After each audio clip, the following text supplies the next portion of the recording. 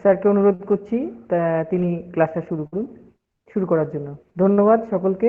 আর একটা খেয়াল রাখবো আমরা, যেন অযথা কেউ আনমিউট হব না, কেউ যেন ভিডিও অযথা অন করে রাখবো না। ধন্যবাদ সকলকে। স্যার শুরু করুন। আহ, ধন্যবাদ ডাক্তার দীপেন স্যারকে। আমার আসলে কণ্ঠস্বর একটু সমস্যা, গতদিনও কণ্ঠের সমস্যা ছিল, হয়তো বা কথা শুনতে যদি আপনাদের সমস্যা হয় আমাকে অবশ্যই একটু মেসেজ করবেন। আমার কথা কি ক্লিয়ার শোনা যাচ্ছে? হ্যাঁ স্যার, একদম ক্লিয়ার। আচ্ছা, ওকে। আমাদের আসলে নতুন বছরের দ্বিতীয় দিন আজকে। গতকালকে ডাক্তার আশরাফুল স্যারের ক্লাস ছিল। আমরা খুব মানে প্রাণবন্ত একটি ক্লাস বছরের প্রথম দিনে হোমিও দর্পণ গ্রুপের পক্ষ থেকে পেয়েছি। এই জন্য হোমিও দর্পণ গ্রুপের সকল অ্যাডমিন, মডারেটর এবং পরিচালক বৃন্দকে আমার ব্যক্তিগত পক্ষ থেকে ধন্যবাদ। আসলে আমরা আহ, আহ, আমাদের শ্রদ্ধেয় নীলকমল স্যার একটি জার্নি শুরু করেছিলেন। সেই জার্নির একটি পার্টে আমি একটু সহায়তা করছি।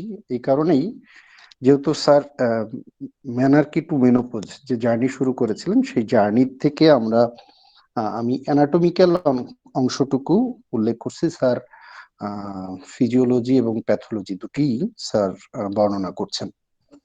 আহ, সেই ফলশ্রুতিতেই আমরা আজকে মোটামুটি বিগত ক্লাসগুলোতে ফিমেল এক্সটার্নাল এবং ইন্টারনাল জেনিটাল অর্গান আমরা শেষ করেছি, মোটামুটি আলোচনা করেছি। শেষ তো আসলে করা সম্ভব নয়, আমি একেবারে বেসিক অংশটুকুই বলে যাচ্ছি। যার জন্য বলবো শেষ করা সম্ভব নয়। এবং শেষ, মেডিকেল সায়েন্স আসলে শেষ বলে কিছু নেই। যত দিন যাচ্ছে, দিন যাবে, তত নতুন নতুন তথ্য আমাদের সামনে উপস্থাপিত হবে। যার জন্য ওই মানে আমরা হোমিওপ্যাথ হিসাবে আমাদের দুর্ভাগ্য এই জন্যই বলবো যে আমাদের আসলে হায়ার এডুকেশন করার কোনো সুযোগ নেই। একজন এমবিবিএস ডক্টর, ওনাদের কিন্তু হায়ার এডুকেশন করার সুযোগ আছে, বাট এই অল্টারনেটিভ মেডিসিনে আমাদের এই সুযোগটা খুবই কম।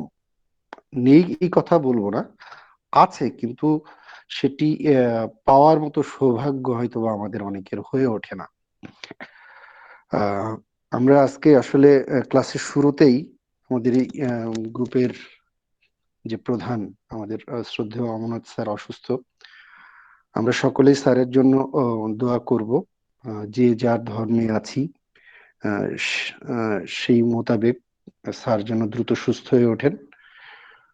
শুধু স্যার নয়, স্যার সহ আমাদের এই গ্রুপের যারা অসুস্থ বা যাদের পরিবারের ব্যক্তিবর্গ অসুস্থ, আমাদের শ্রদ্ধেয় মনির স্যারের বাবাকে নিয়ে উনি ভারতে অবস্থান করছেন চিকিৎসার জন্য। সকলকেই যেন মহান সৃষ্টিকর্তা সুস্থতা দান করেন। আমি যে কথাটি বলছিলাম যে আমাদের যে জার্নিটি শুরু হয়েছে, এই জার্নির আজকে আমরা একটি এক্সেসরি অর্গান নিয়ে, মানে রিপ্রোডাক্টিভ সিস্টেমের, দ্যাট মিনস ফিমেল রিপ্রোডাক্টিভ সিস্টেমের একটি এক্সেসরি অর্গান নিয়ে একটু আলোচনা করব। সেটি হচ্ছে ব্রেস্ট। আসলে আহ, আহ, আমাদের হোমিও দর্পণ গ্রুপের আজকে 284তম ক্লাস। এবং আমরা আমাদের যে ইংরেজি নববর্ষ, এই নববর্ষের শুভেচ্ছা জানিয়ে আমি ডাক্তার এস এম জাহাঙ্গীর আজকের ক্লাস শুরু করছি। আসলে আমার পরিচয় দেওয়ার মতো তেমন কোনো কিছু নেই, তারপরেও দীপেন স্যার বলে দিয়েছেন, আমি আর আমার পরিচয় যাচ্ছি না। আমরা সরাসরি আলোচ্য বিষয় চলে যাচ্ছি। আজকের যে আলোচনার বিষয় সেটি হচ্ছে আমাদের হিউম্যান অ্যানাটমি সাবজেক্ট থেকে ব্রেস্ট টপিকটি আমরা নিয়ে কথা বলবো। আসলে ব্রেস্ট কি, এটা আসলে মেল এবং ফিমেল, যেহেতু রিপ্রোডাক্টিভ সিস্টেম, ফিমেল রিপ্রোডাক্টিভ এবং মেল রিপ্রোডাক্টিভ দুজনেরই রিপ্রোডাক্টিভ সিস্টেম আছে, সেই ক্ষেত্রে ব্রেস্ট কিন্তু দুটি প্রাণীরই আছে, দুটো সিস্টেম আছে, মেল এবং ফিমেল দুজনেরই ব্রেস্টেরই আছে। কিন্তু মূলত আমাদের আজকের আলোচনাটি ফিমেল ব্রেস্ট নিয়েই সাধারণত হয়ে থাকে। কারণ আমাদের মেল মেল ব্রেস্টের যে ডিজিজ গুলো, এগুলো খুব রেয়ার বললেই চলে। কিন্তু ফিমেল ব্রেস্টের ডিজিজ বা এর নর্মাল ফিজিওলজি এবং এর ফাংশন, এটা নিয়ে কিন্তু আমাদের বিশাল একটি অংশ জুড়ে আছে। কুলসুম ইয়া দিয়ে দিল, ল্যাব দিবে না, ওই যে ইয়া দিয়ে দিল। তো নিয়ে কথা তো ডক্টর আব্দুল ওয়াহেদ স্যার, আপনি আনমিউট হয়ে গেছেন। Abdul Wahed sir, doctor Abdul Wahed sir. হ্যাঁ স্যার, কন্টিনিউ করুন। আমরা স্লাইডে দেখতে পাচ্ছি, দেখেন, there is a pair of glandular organ named mammary gland or breast. তাহলে এই ব্রেস্টের আরেকটি নাম কিন্তু মেমারি বা ম্যামি নামে আমরা কিন্তু পরিচিত, ঠিক আছে। তাহলে there is a pair, pair মানে তো জোড়া, এটা সকলের জন্য, পেয়ার অফ গ্ল্যান্ডুলার অর্গান। তাহলে এটি একটি গ্ল্যান্ডুলার গ্ল্যান্ড, আমাদের শরীরের বিভিন্ন জায়গায় বিভিন্ন রকম গ্ল্যান্ড আছে, তদ্রূপ এই মেমারিও একটি গ্ল্যান্ড বা ব্রেস্টিও একটি gland, organ named mammary gland or breast, externally visible at the chest wall. আমরা চেস্ট মানে বুক সকলেই জানি, তাহলে এটা কোথায় দৃশ্যমান হয়? আমাদের যে বুক আছে এই বুকের দিকে দৃশ্যমান হয়। এটি কি থেকে দেখেন, the gland rest on superficial fascia of the thoracic wall. তার মানে আমাদের যে থোরাসিক ওয়াল আছে, এখন থোরাক্স কোনটা, অ্যাবডোমিন কোনটা, এটা আমরা কিন্তু অ্যানাটমির প্রথম দিকের ক্লাসে বলেছি, যারা ওই সময় ছিলেন অবশ্যই অবগত আছেন। কিছু জিনিস কিন্তু কন্টিনিউশন হয়ে যাচ্ছে। এখন যদি কোনো নতুন শিক্ষার্থী বলেন থোরাক্স কোনটি, তাহলে আসলে এটি আমাদের এই ক্লাসের সৌন্দর্য থেকে সরে আসি। যার জন্যই আমাদের ক্লাস তো অবশ্যই যারা করেন, এছাড়াও নতুন যারা আসেন, বিশেষ করে বাংলাদেশের ডিপ্লোমা স্টুডেন্ট একেবারে ফার্স্ট ইয়ার সেকেন্ড ইয়ার, তাদের কিছু প্রশ্ন থাকতে পারে। সেই ক্ষেত্রে আপনারা একটু অবশ্যই টেক্সট বুক গুলো অবশ্যই ফলো করবেন। আর প্রশ্ন থাকলে অবশ্যই আমাদের সাথে যোগাযোগ করবেন, বা আমাদের এই সেশনের পরে প্রশ্নোত্তর সেশন থাকে, সেটি থেকে জেনে নেব। আসলে থোরাক্সটা হচ্ছে বুক, এটা আমরা সবাই জানি, উপরের যে অংশটুকু এটুকুকে থোরাক্স বলা হয়। বুক বললে আমরা বাংলাতে সকলেই চিনি, বা চেস্ট বললে সকলেই বুঝি। তাহলে এই গ্ল্যান্ডটি, এই মেমারি গ্ল্যান্ডটি বা ব্রেস্ট গ্ল্যান্ডটি কোথায় অবস্থান করছে? On superficial ফাসা। তাহলে এই সুপারফিশিয়াল মানে উপরিভাগ, এটা সকলেই আমরা বুঝি। ফাসা of the thoracic wall, thoracic ওয়ালের সুপারফিশিয়াল ফাসাতে এটি অবস্থান করে।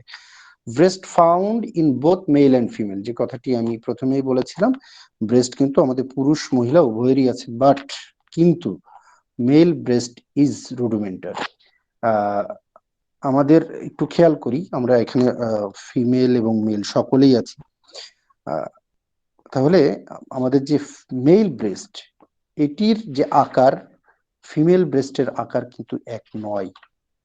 তার মানে আমাদের কিছুটা মেল ব্রেস্ট কিন্তু অপরিণত বা অপূর্ণাঙ্গ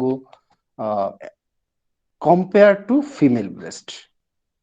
আমি এই কারণেই কম্পেয়ার বললাম। যদি আমি শুধু এটুকু বলে দিতাম যে মেল ব্রেস্ট, তাহলে বলতেন, অথবা প্রশ্ন আসতো, তাহলে কি মেল ব্রেস্ট পূর্ণাঙ্গ না?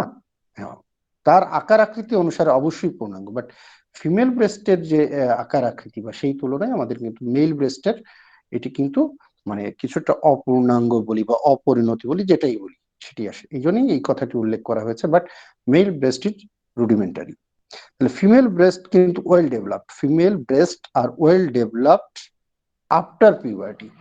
এখানে একটা বিষয় হচ্ছে, দেখেন আবার কথাটি আসছে যে puberty, after puberty, before puberty.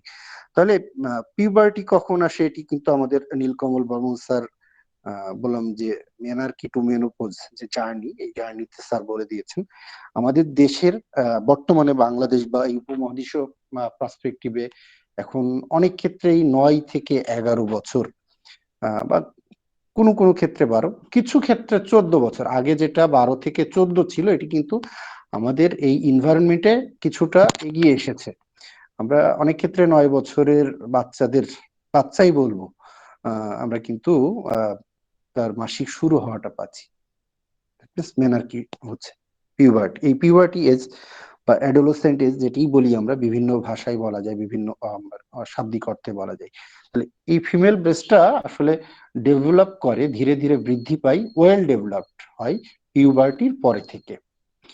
এই ব্রেস্টটির আমরা মানে ক্লিনিক্যাল অ্যানাটমির ভাষায় বা বিভিন্ন যেটা ক্লিনিক্যাল ব্যবহারে এই টার্মটিকে মাস্ট নামে উল্লেখ করা থাকে কোনো শব্দের আগে। এর জন্য the term must used as prefix for breast.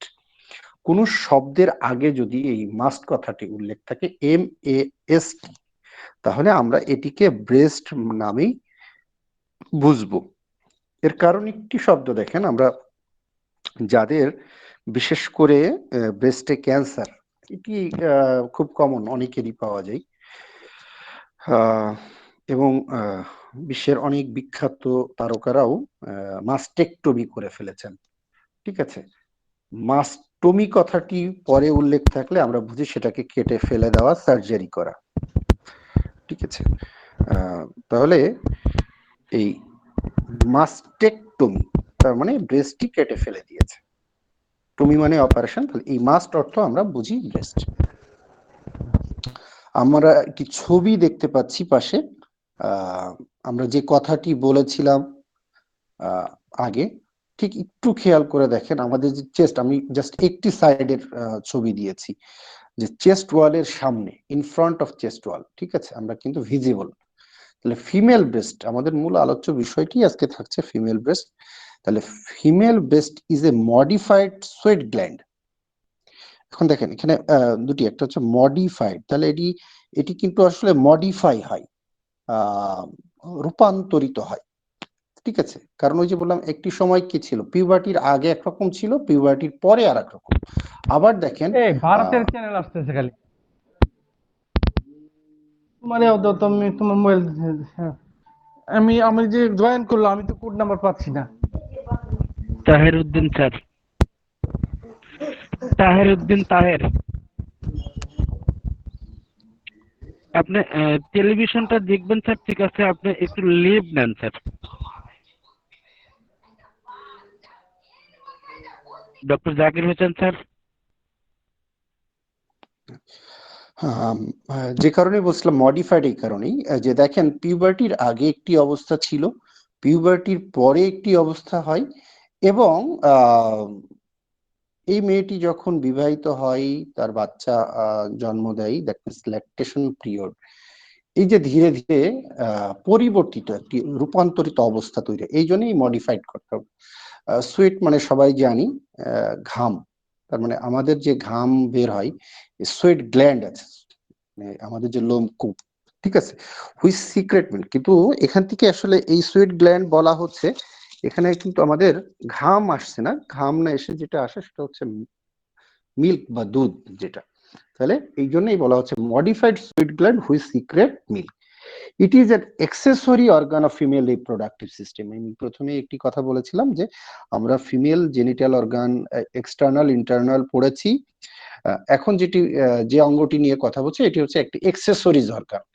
Accessory মানে তো আসলে একটি জিনিস, একটা হচ্ছে প্রিন্সিপাল মূল, আর একটা হচ্ছে অ্যাক্সেসরি, যেটি অনেক ক্ষেত্রে না থাকলেও হয়তো বা চলে। অ্যাক্সেসরি কথাটি এই অর্থে অনেক অনেক জায়গায় ব্যবহার হয়, প্রতিটি। অ্যান্ড প্রোভাইড, এটি প্রোভাইড করে কি nutrition two new born in the form of milk. তাহলে এই ব্রেস্টটি কি করতেছে, নিউট্রিশন প্রোভাইড করছে, নিউট্রিশন দিচ্ছে। কাকে নিউট্রিশন দেয়? একটি নিউবর্ন বেবিকে।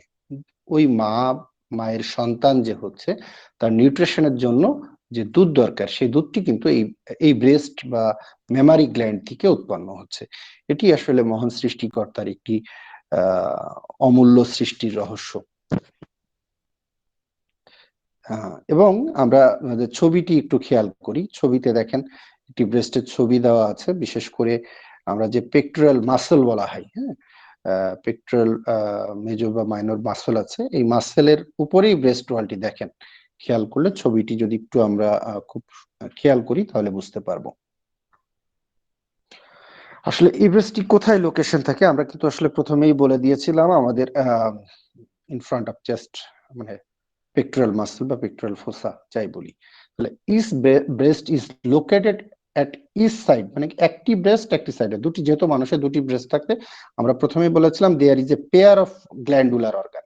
তাহলে একটি ব্রেস্ট, প্রতিটি ব্রেস্ট কি হচ্ছে আমাদের চেস্টের প্রতিটি সাইডের, each side of chest, the area is known as pectoral region. তাহলে এই এরিয়াটির অ্যানাটমিক্যালি আরেকটি নাম হচ্ছে pectoral region. The extension and size of breast vary on genetic factor. এই কথাটি দেখেন, কিছু কিছু প্রশ্নের অ্যান্সার কিন্তু চলে আসবে যদি একটু ভালো করে আমরা মনোযোগ দিয়ে বিষয়টিকে বোঝার চেষ্টা করি। ওই যে বললাম যে পিউবার্টির আগের একটা অবস্থা, পিউবার্টির পরের একটি অবস্থা, আবার মানে আফটার ম্যারেজ একটি অবস্থা, আফটার চাইল্ড বার্থের একটি অবস্থা।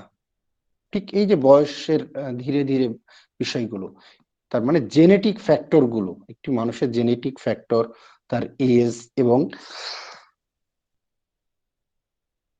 ল্যাকটেশন।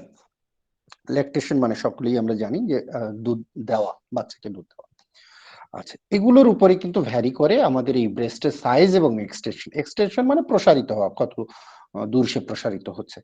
তাহলে এটির কারণ কি দেখেন, ল্যাকটেটিং ব্রেস্ট, যে মা দুধ পান করায় তার বাচ্চাকে, ঠিক আছে, এই ল্যাকটেটিং ব্রেস্ট কিন্তু বড় হয় কার থেকে, যার বিয়ে হয়নি, ভার্জিন। ঠিক আছে, lactating breast is larger than a virgin. তাহলে ভার্জিন ব্রেস্ট যেটা, তার থেকে ল্যাকটেটিং ব্রেস্ট কিন্তু বড় হয়।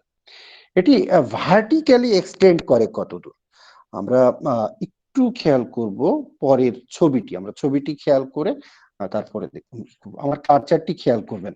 ভার্টিক্যালি বলা হয় আসলে মূলত এই উপর নিচ, হ্যাঁ, এটাকে বলা হয় ভার্টিক্যালি। আর হরাইজন্টাল বলা হয় আনুভূমিক, দ্যাট মিনস আমাদের ভূমির সমান্তরাল। ঠিক আছে, আমরা যদি মানে একটু খেয়াল করেন, আমাদের এই যে কার্সারটি যেদিকে যাচ্ছে এটা হচ্ছে আনুভূমিক, দ্যাট মিনস হরাইজন্টাল, আর উপর নিচ হচ্ছে আমাদের ভার্টিক্যাল, এটি সকলেই আমরা জানি ইনশাআল্লাহ। তাহলে vertically it extend from the second to six rib.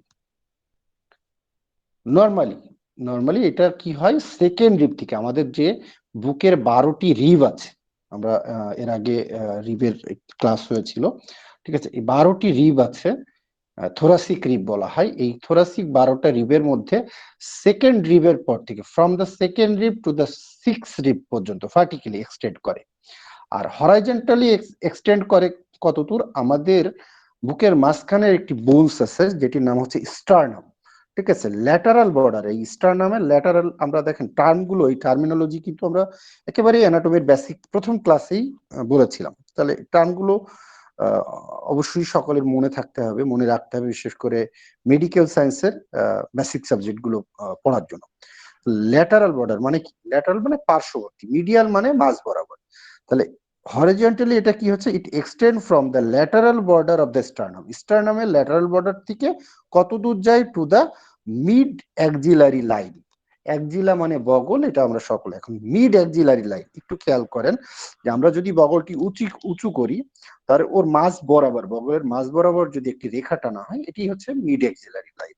ঠিক আছে, তাহলে হরিজন্টালি এটা মিড অ্যাক্সিলারি লাইন পর্যন্ত এক্সটেন্ড করতেছে। এখন আবার আমরা ছবিটা আসি, দেখেন কার্সারটি অবশ্যই খেয়াল করুন, এটি হচ্ছে স্টার্নাম।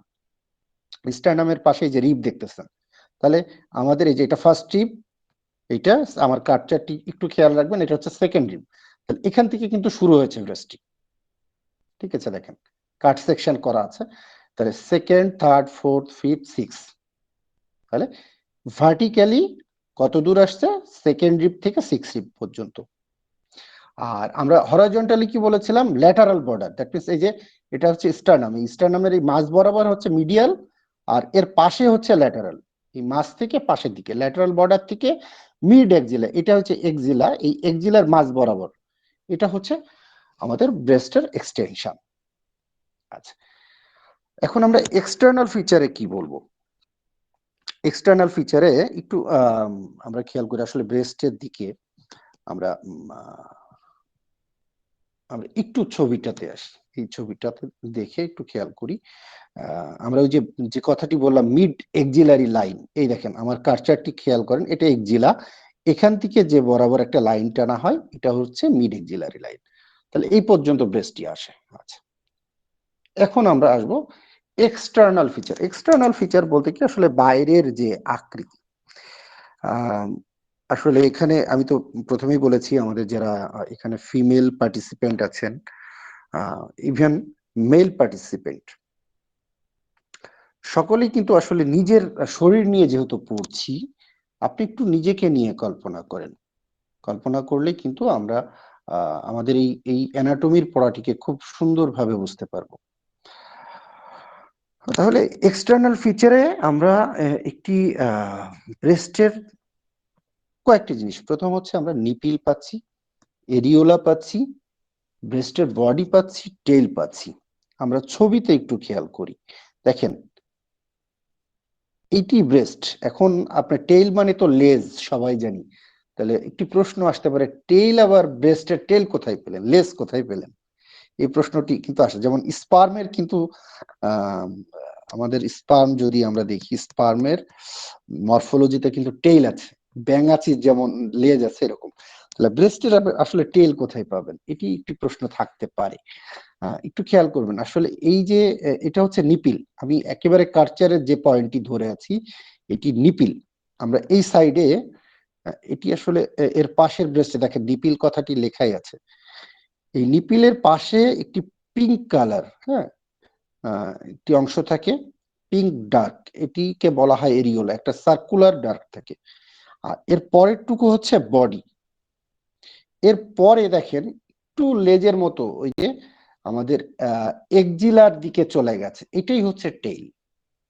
তাহলে এইটুকু বডি, এটা টেইল। আমি আগে এই ছবিটি দেখে নিলাম, এরপরে আমরা ডেসক্রিপশনে আসবো।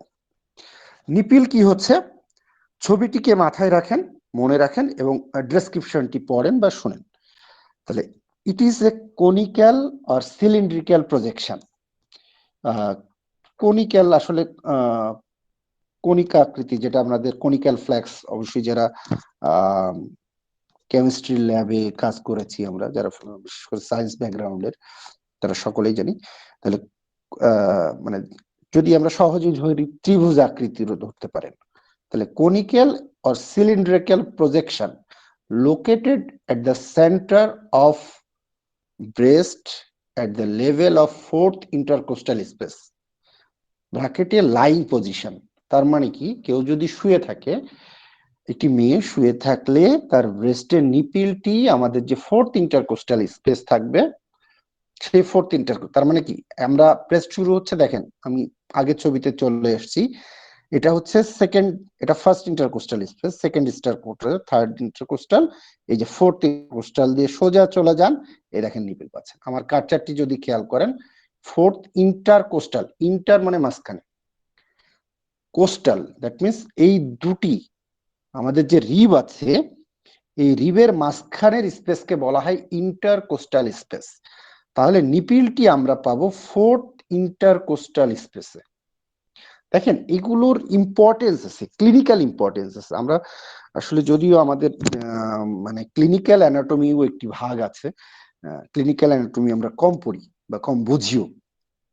কেন ফোর্থ ইন্টারকোস্টাল স্পেস এর কথা বলা লাগে বা আমাদেরকে জানা প্রয়োজন? আপনি যখন একজন কার্ডিয়াক পেশেন্টের হার্টের মানে হার্টবিট কি করবেন, দেখবেন যে আসলে তার বিট গুলো কি দিবে। আমি এর সাথে আসলে ক্লিনিক্যাল ইম্পর্টেন্সটা বলছি এই কারণে, তখন জাস্ট আপনাকে স্থ্যাতটা ধরতে হবে ব্রেস্টের নিপিলের 1 ইঞ্চি নিচে, তার মানে ফিফথ ইন্টারকোস্টাল স্পেসে, এখানে 5th to 6th ইন্টারকোস্টাল স্পেসে আপনি অ্যাপেক্স এর বিট পাবেন, অ্যাপেক্স বিট। তাহলে এই জায়গাটি জানা প্রয়োজন আমার, যার জন্য বলছি যে ব্রেস্টের নিপিলটা থাকছে আমাদের ফোর্থ ইন্টারকোস্টাল স্পেসের সোজাসুজি, এই জন্যই। এবং সেটা লাইং পজিশনে, কিন্তু ইরেক্ট পজিশন, দাঁড়ায় না কিন্তু, কারণ দাঁড়ালে একটু নিচের দিকে ঝুলে যায়। ঠিক আছে, তাহলে এটা ব্রেস্টের নিপিলটা লোকেটেড হচ্ছে আমাদের সেন্ট্রাল পজিশনে, ব্রেস্টের সেন্ট্রাল পজিশনে এবং ফোর্থ ইন্টারকোস্টাল স্পেসে। It is made of erectile muscular tissue. এই যেহেতু আমরা প্রথমে বলেছিলাম এটা একটা গ্ল্যান্ডুলার অর্গান, বাট একটু খেয়াল করেন, গ্ল্যান্ডুলার অর্গান, বাট আমাদের যে নিপিল, ব্রেস্টের নিপিল, সেটা ফিমেল এবং মেল দুজনেরই কিন্তু এই নিপিলটি ইরেকটাইল মাস্কুলার টিস্যু দিয়ে তৈরি।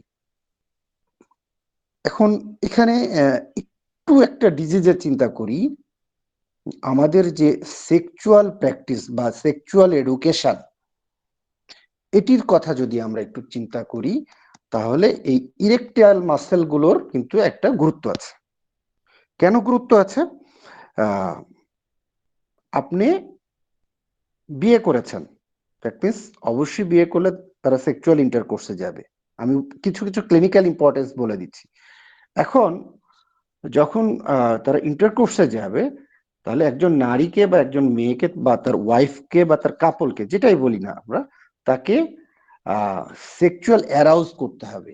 সেই অ্যারাউজের জন্য এই ইরেকটাল টিস্যু যে যে জায়গাগুলো আছে, সেই জায়গাগুলোতে যদি আপনি স্পর্শ করেন, তাহলে সে সেক্সুয়ালি অ্যারাউজ হয়, সে সেক্সুয়ালি ডিজায়ার হয়, সে সেক্সের প্রতি তার ইচ্ছা জাগে।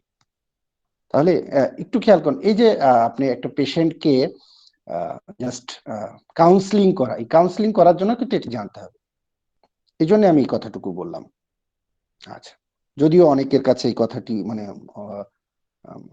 অপ্রযোজ্য মনে হবে, এই জন্য আমি বললাম যে এই নিপিলের মাসেলটা কিন্তু erectile muscular, erectile that means তাকে উদ্দীপ্ত করে, ইরেকশন করে, ঠিক আছে? ইরেক্ট মানে কিন্তু দাঁড়ানো বা খাড়া এরকম।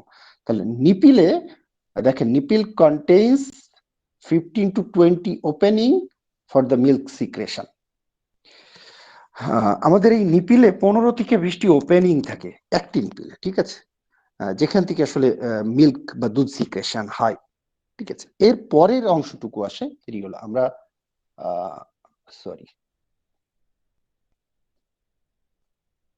আচ্ছা, এখানে একটু খেয়াল করেন, আমরা ছবিতে এসেছি। ছবিতে বললাম এই যে নিপিল, এর পরের যে সার্কুলার এরিয়া, এটিকে বলা হয় এরিওলা। আচ্ছা, এরিওলা কি? It is a pigmented circular area of skin around the base of nipple. Pigmented that means এটার একটু কালারেবল থাকে, ঠিক আছে? মানে পিগমেন্ট মানে রঞ্জক বলা হয় বাংলাতে। তাহলে এটা circular pigmented area of skin. এই স্কিনের কি থাকে? আমাদের যে নিপিলের বেজ মানে ভিত্তি, এই নিপিলের বেজ ঘিরে around the base of nipple একটা চক্রাকার বা বৃত্তাকার একটি অংশ থাকে চারদিকে, এটি হচ্ছে এরিওলা। এই পিগমেন্টটা কি হয় দেখেন, the pigment become irreversible dark after first pregnancy. তাহলে একটি মেয়ে যখন প্রথম গর্ভধারণ করে, তখন কি হয়? এই পিগমেন্টেশনটা কিন্তু ডার্ক হয়, ঠিক আছে? একটু পিঙ্ক থাকে, সেটা আরো ডার্কিশ হয়। এবং আমরা যেটাকে বলি ফার্স্ট অ্যান্টিনেটাল ভিজিট, যে মা মানে একটি মেয়ে যখন মা হয়, তাকে ডাক্তারের কাছে যেতে হয়। হ্যাঁ, ডাক্তারের চেক আপ আছে, আইডিয়াল ভিজিট আছে 4টি, ঠিক আছে? তা এই ভিজিট গুলোতে কিন্তু এই পরীক্ষাগুলো করা হয়, যে আসলে তার নিপিল, এরিওলা, এখানে বেশ কিছু জিনিস দেখা হয়, ঠিক আছে?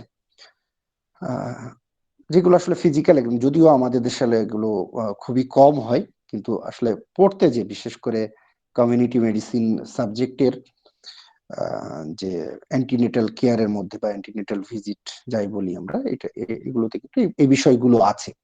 তাহলে এই pigmented become irreversible dark after first pregnancy. First pregnancy irreversible কথাটা বলা হচ্ছে কেন? সেটি কিন্তু আর আগের অবস্থায় ফিরে যায় না। যেমন একটি কথা বলি, যে জরায়ুর যে সাইজ ছিল, ইউটেরাস, আমরা ইউটেরাস পড়েছি, এটা কিন্তু যে সাইজ নর্মাল সাইজ ছিল প্রেগনেন্সিতে, সে কিন্তু বড় হয়ে যায়। এটা কিন্তু আবার রিভার্স করে, বাট এই যে এরিওলার সাইজটা, এটা কিন্তু আর রিভার্স করে না, ইরিভার্সেবল থাকে। আচ্ছা, তাহলে outer margin of areola contains a number of modified sweat সিভাসিয়াস গ্ল্যান্ড।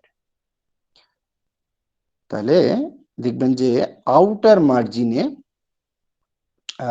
একটি মানে ক্ষুদ্র ক্ষুদ্র, একটু খেয়াল করে দেখবেন যে একটু উঁচু টাইপের, ঠিক ঠিক আছে, সিবাসিয়াস সুইট গ্ল্যান্ড থাকে, ঠিক আছে।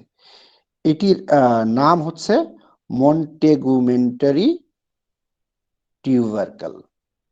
এই মন্টেগুমেন্টারি টিউবারকলটা কিন্তু দেখবেন যে যাদের প্রেগনেন্ট হয়, যে মাগুলো প্রেগনেন্সি পজিটিভ হয়, এটা কিন্তু উঁচু হতে থাকে। এমনি সাধারণত যে উঁচুটা থাকে তার থেকে উঁচু হতে থাকে। তার মানে ডোন্ট মাইন্ড, আপনার ওয়াইফ যদি প্রেগনেন্ট হয়, এখানে অনেকেই যারা বিবাহিত নন, একসময় বিয়ে করবেন, তাদের ওয়াইফ প্রেগনেন্সিতে গেলে আপনি নিজেই কিন্তু এই পরীক্ষাগুলো করতে পারেন এবং মিলিয়ে দেখতে পারেন। এটা প্র্যাকটিক্যাল শেখার জন্যই বলছি, ঠিক আছে। এই মন্টেগুমেন্টারি টিউবারকেল গুলো দেখবেন যে কিছুটা ইনফ্লামড হয়, উঁচু হয়ে যায়। আচ্ছা, এরপরে আমরা আসলে বডিতে আসি। বডিটা আসলে সকলে এখানে বডিতে বলার তেমন কোনো কিছু নাই, এটা একটি রাউন্ডেড, হ্যাঁ, round, the body is rounded in contour, that means এটা এর আকৃতিটা, দেহ আকৃতিটা গোলাকার, এটি এখানে বোঝানো হয়েছে সকলে। আর টেইল তো আমি একটু প্রথমেই বলেছি, টেইল খুঁজে হয়তো আমরা অনেকেই বুঝবো যে এর আবার লেজ কোথায়, একটু খেয়াল করে দেখেন। আমরা এই ছবিতে এইটুকু হচ্ছে বডি, হ্যাঁ, কিন্তু এই যে দেখেন একটা প্রজেকশন লেজের মতো, এটি কি আছে একজিলার দিকে যে প্রজেকশন, হ্যাঁ, এটি হচ্ছে tail. It is extended to axilla, এটিকে টেইল বলা হয়। তাহলে আমরা এক্সটার্নাল ফিচার দেখলাম। এরপরে আমরা আসবো ইন্টারনাল ফিচারে। ব্রেস্টের ইন্টারনাল ফিচার বলার আগে আমরা একটা ইন্টারনাল ফিচারের ছবি উপস্থাপন করেছি, একটু ছবিটি দেখেন। আমি একটু সময় নিব, ছবিটি সবাই একটু খেয়াল করেন এবং নামগুলো খেয়াল করেন। আপনারা সকলেই ছবিগুলোর নাম দেখেন, লোবিউল, লেকটিফেরাস ডাক্ট, অ্যাম্পুলা বা লেকটিফেরাস সাইনাস বলা হয়, nipple, lactiferous tubercle, areola, skin, subcutaneous fat, lobes, ঠিক আছে। এই যে রিব, এখানে আসলে এটা তো কাট সেকশন, যার জন্য যে রিব, এই যে ইন্টারকোস্টাল, দেখেন এটাও রিব, এটাও রিব, এটা ইন্টারকোস্টাল মাসল, ওই যে ইন্টারকোস্টাল স্পেসের কথা বললাম। তাহলে 2, 3, 4, 5, 6, একটু খেয়াল করেন, এটা হচ্ছে second rib, third, fourth, fifth, six. তাহলে আমরা এই যে ভার্টিক্যালি বলেছিলাম সেকেন্ড রিব থেকে সিক্স রিব এক্সটেনশন আমরা পেয়েছেন, এবং আমাদের যে fourth rib, fourth intercostal space বরাবর, তাহলে ফার্স্ট, সেকেন্ড, থার্ড, ফোর্থ, এই দেখেন এই বরাবর হচ্ছে নিপিলটা।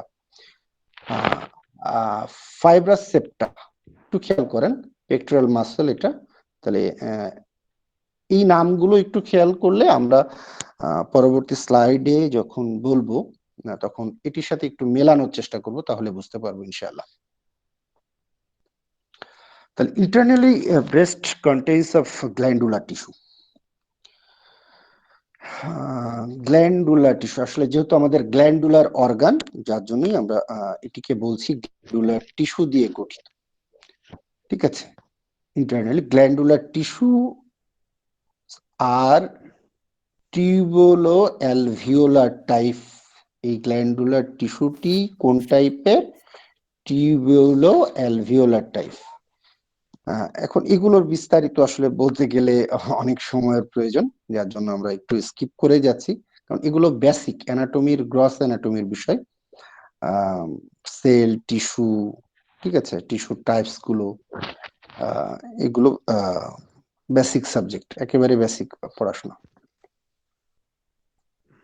আচ্ছা, তাহলে এটি কি থাকে? The glandular tissue are tubulo alveolar type and arranged in 15 to 20 lobes.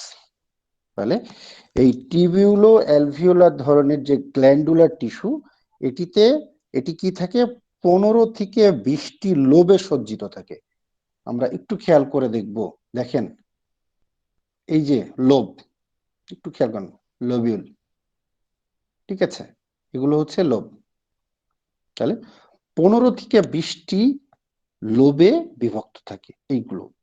Each lobe is consisting of several milk secretory gland pouch named alveoli. একটু খেয়াল করবেন যে প্রত্যেকটা লোব, ইস কনসিস্টিং, ধারণ করে, অফ সেভারেল মিল্ক সিক্রেটরি, কারণ এখান থেকে তো আসলে ফিমেলদের মিল্ক আসে, ঠিক আছে, দুধ আসবে ফর নিউ বেবি, ঠিক আছে, নিউট্রিশন প্রোভাইড করে। Several milk secretory gland pouch named alveoli.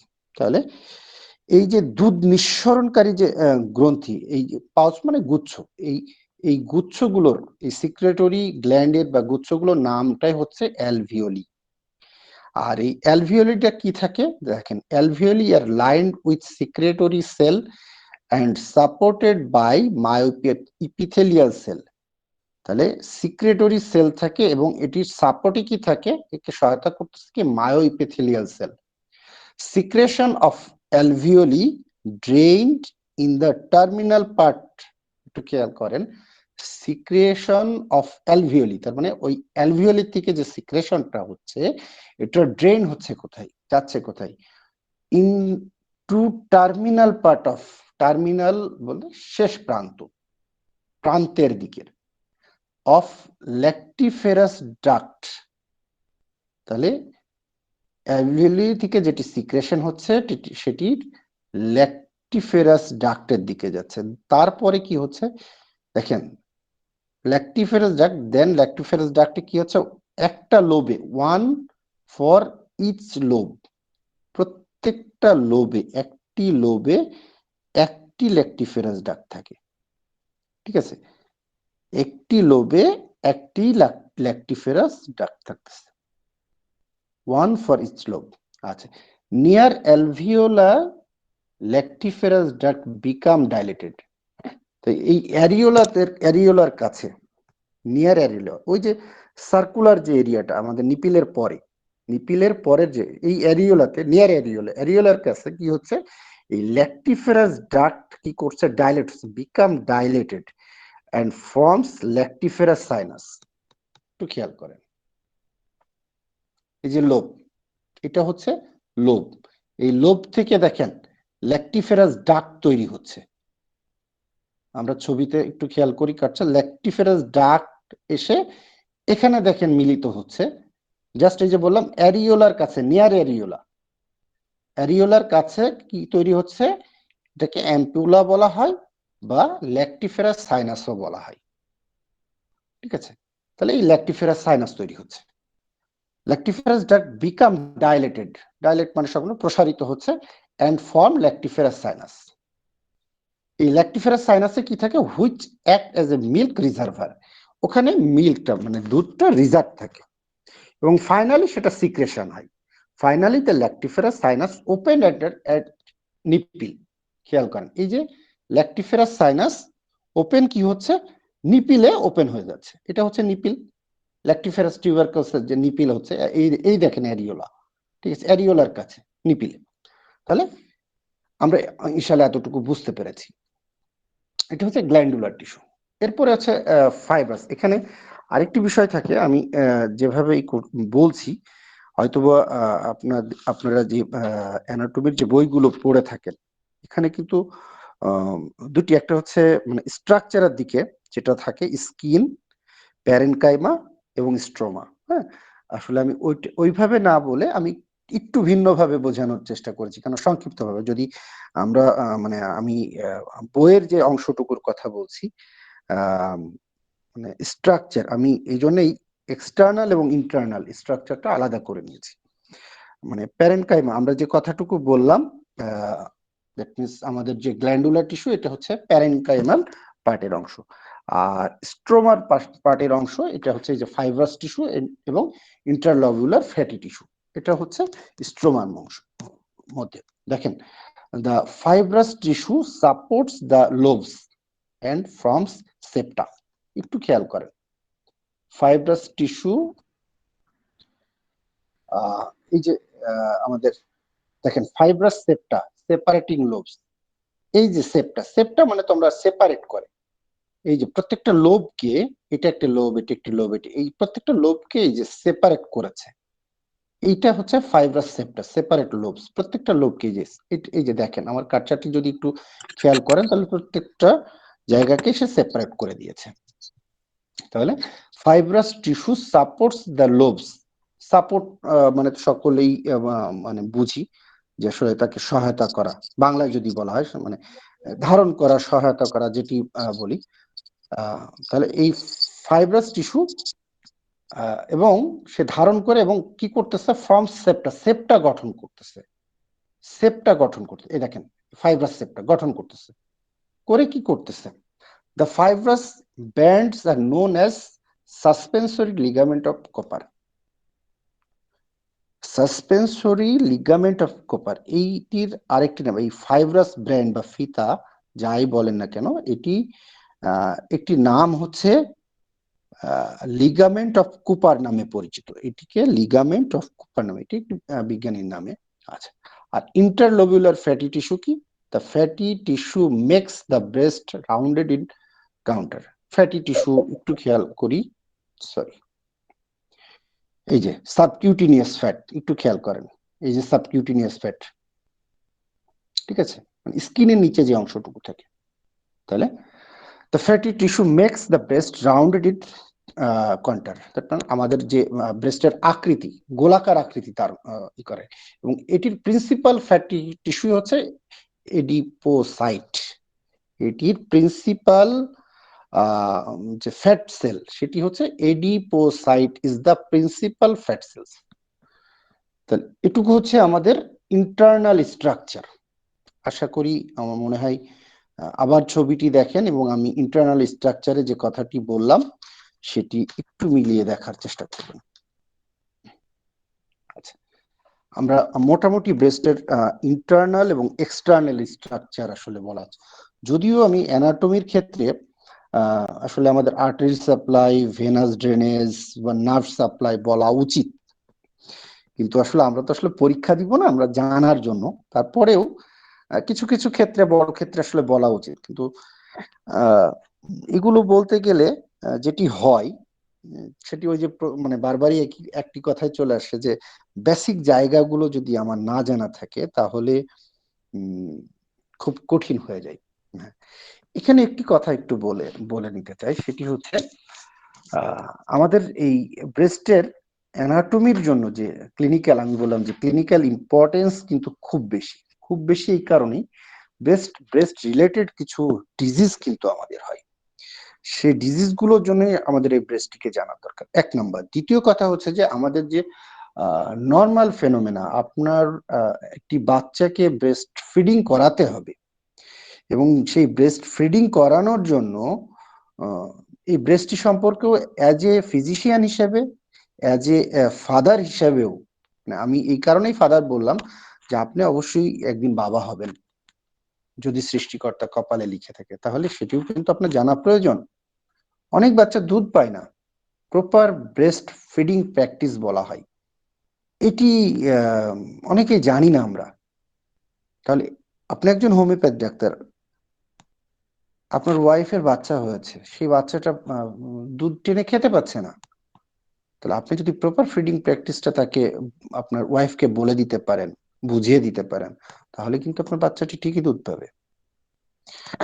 আচ্ছা, যার জন্য এই অবস্থাটি সম্পর্কে আসলে আমাদের জানা প্রয়োজন। এখন একটি কথা একটু এর মধ্যে বলে দিই, যে সাধারণত আমাদের যে মিল্ক সিক্রেশন হয় ব্রেস্টের মিল্ক সিক্রেশনের ক্ষেত্রে আসলে একটু খেয়াল করেন, আমাদের যে নার্ভ সাপ্লাই, প্রত্যেকটা জিনিস মানে আমাদের কন্ট্রোল করছে নার্ভ। আমি যে মানে কথা বলছি এটির ক্ষেত্রেও কিন্তু নার্ভ স্টিমুলেশন আছে প্রত্যেকটি জায়গাতে, কিন্তু একটি জায়গা যেটি একটু হলেও মানে খেয়াল রাখতে হবে, আমাদের এই ব্রেস্টের মিল্ক সিক্রেশনের ক্ষেত্রে নার্ভ সাপ্লাইয়ের গুরুত্বের থেকে হরমোন সিক্রেশনের গুরুত্ব কিন্তু খুবই বেশি, কারণ ব্রেস্টের জন্য প্রোল্যাক্টিন হরমোন এবং অক্সিটোসিন, এই দুইটি জায়গা এই মিল্ক সিক্রেশন কিন্তু কন্ট্রোল করে। এটি একটু অবশ্যই খেয়াল রাখবো যে প্রোল্যাক্টিন হরমোনটি, বিশেষ করে ব্রেস্ট রিলেটেড ডিজিজের জন্য আমরা প্রোল্যাক্টিন হরমোনটি কিন্তু পরীক্ষা করে থাকি। ঠিক আছে, এই কথাটি বললাম। আমি আসলে থ্যাংক ইউ জানাচ্ছি সকলকে, বা ধন্যবাদ জানাচ্ছি। অ্যানাটমিক্যালি বা মূল ক্লাসের যে মূল অংশ এটুকু আমরা এখানেই শেষ করছি। তবে এর সাথে আমি কিছু অ্যাপ্লাইড অ্যানাটমির কথা বলবো, বা যেটি আসলে আমাদের নীলকমল বর্মন স্যার পড়াবেন আশা করি। স্যার সেটি শুরু করেছিলেন, এবং তারপরেও আমি কিছু অংশ, আসলে কিছুটা অংশ এই কারণেই বলছি, আমি কয়েকটি জিনিস একটু বলে দিচ্ছি যে আমাদের আসলে কেন এটি সম্পর্কে জানা প্রয়োজন সেই জায়গাটির জন্য। যে আমরা খুব কমনলি একটি জিনিস পেয়ে থাকি, খুব কমনলি, যে ব্রেস্টে লাম্প। আমরা এখন কেন আমাদের জানা প্রয়োজন, এই জন্য বললাম ব্রেস্ট লাম্প এটি খুব কমনলি পেয়ে থাকি ইয়াং, বিশেষ করে বিফোর পিউবার্টি তে না পেলেও জাস্ট আফটার পিউবার্টি। আমি এই কথাটি বললাম, বিফোর পিউবার্টি থেকে জাস্ট আফটার পিউবার্টি আমরা বেশ পেয়ে থাকি এখন এই রোগীগুলো, যেটিকে ফাইব্রো এডিনোমা অফ ব্রেস্ট বলা হয়। এটি benign growth, fibro adenoma of breast. তবে মানে আরেকটি বিষয় হচ্ছে ব্রেস্ট অ্যাবসেস। আমি কেন এই কথাগুলো বললাম, যদি আমি বললাম যে এইগুলো স্যার ইন ডিটেলস বলবেন ইনশাল্লাহ, আমি জাস্ট ইম্পর্টেন্সের ক্ষেত্রে জায়গাগুলো বলছি। আমাদের mastitis develop, mastitis that means inflammation of breast, ঠিক আছে। এই মাস্টাইটিস ডেভেলপ করে, ব্রেস্ট অ্যাবসেস হতে পারে, ব্রেস্টে ক্যালসিফিকেশন হতে পারে, ব্রেস্টের ক্ষেত্রে ফ্যাট নেক্রোসিস হতে পারে। নেক্রোসিস, এই যে বললাম, এই যে এই নেক্রোসিস টার্মটি যদি আমাদেরকে জানতে হয়, তাহলে প্যাথোলজির, জেনারেল প্যাথোলজি অবশ্যই জানতে হবে। প্যাথোলজির মধ্যে আবার ভাগ আছে, জেনারেল, ক্লিনিক্যাল প্যাথোলজি, ঠিক আছে। তাহলে আপনাকে অবশ্যই জেনারেল প্যাথোলজি, নেক্রোসিস জানতে হবে। ফ্যাট নেক্রোসিস এটা সাধারণত ইনজুরির কারণে, যদি কোনো কারণে হেভি ইনজুরি হয় সেটি হতে পারে, ঠিক আছে। আচ্ছা, এর সাথে আমরা বললাম যে ইন্ট্রাডার্মাল প্যাপিলোমা হতে পারে, হাইপারপ্লাসিয়া অফ ব্রেস্ট হতে পারে, ফাইব্রোসিস্টিক ব্রেস্ট ডিজিজ বলা হয় বা হাইপারপ্লাসিয়া অফ ব্রেস্ট বলি। যেটি কমন আমরা বললাম breast fibro adenoma, fibro adenoma breast, simple breast cyst হতে পারে।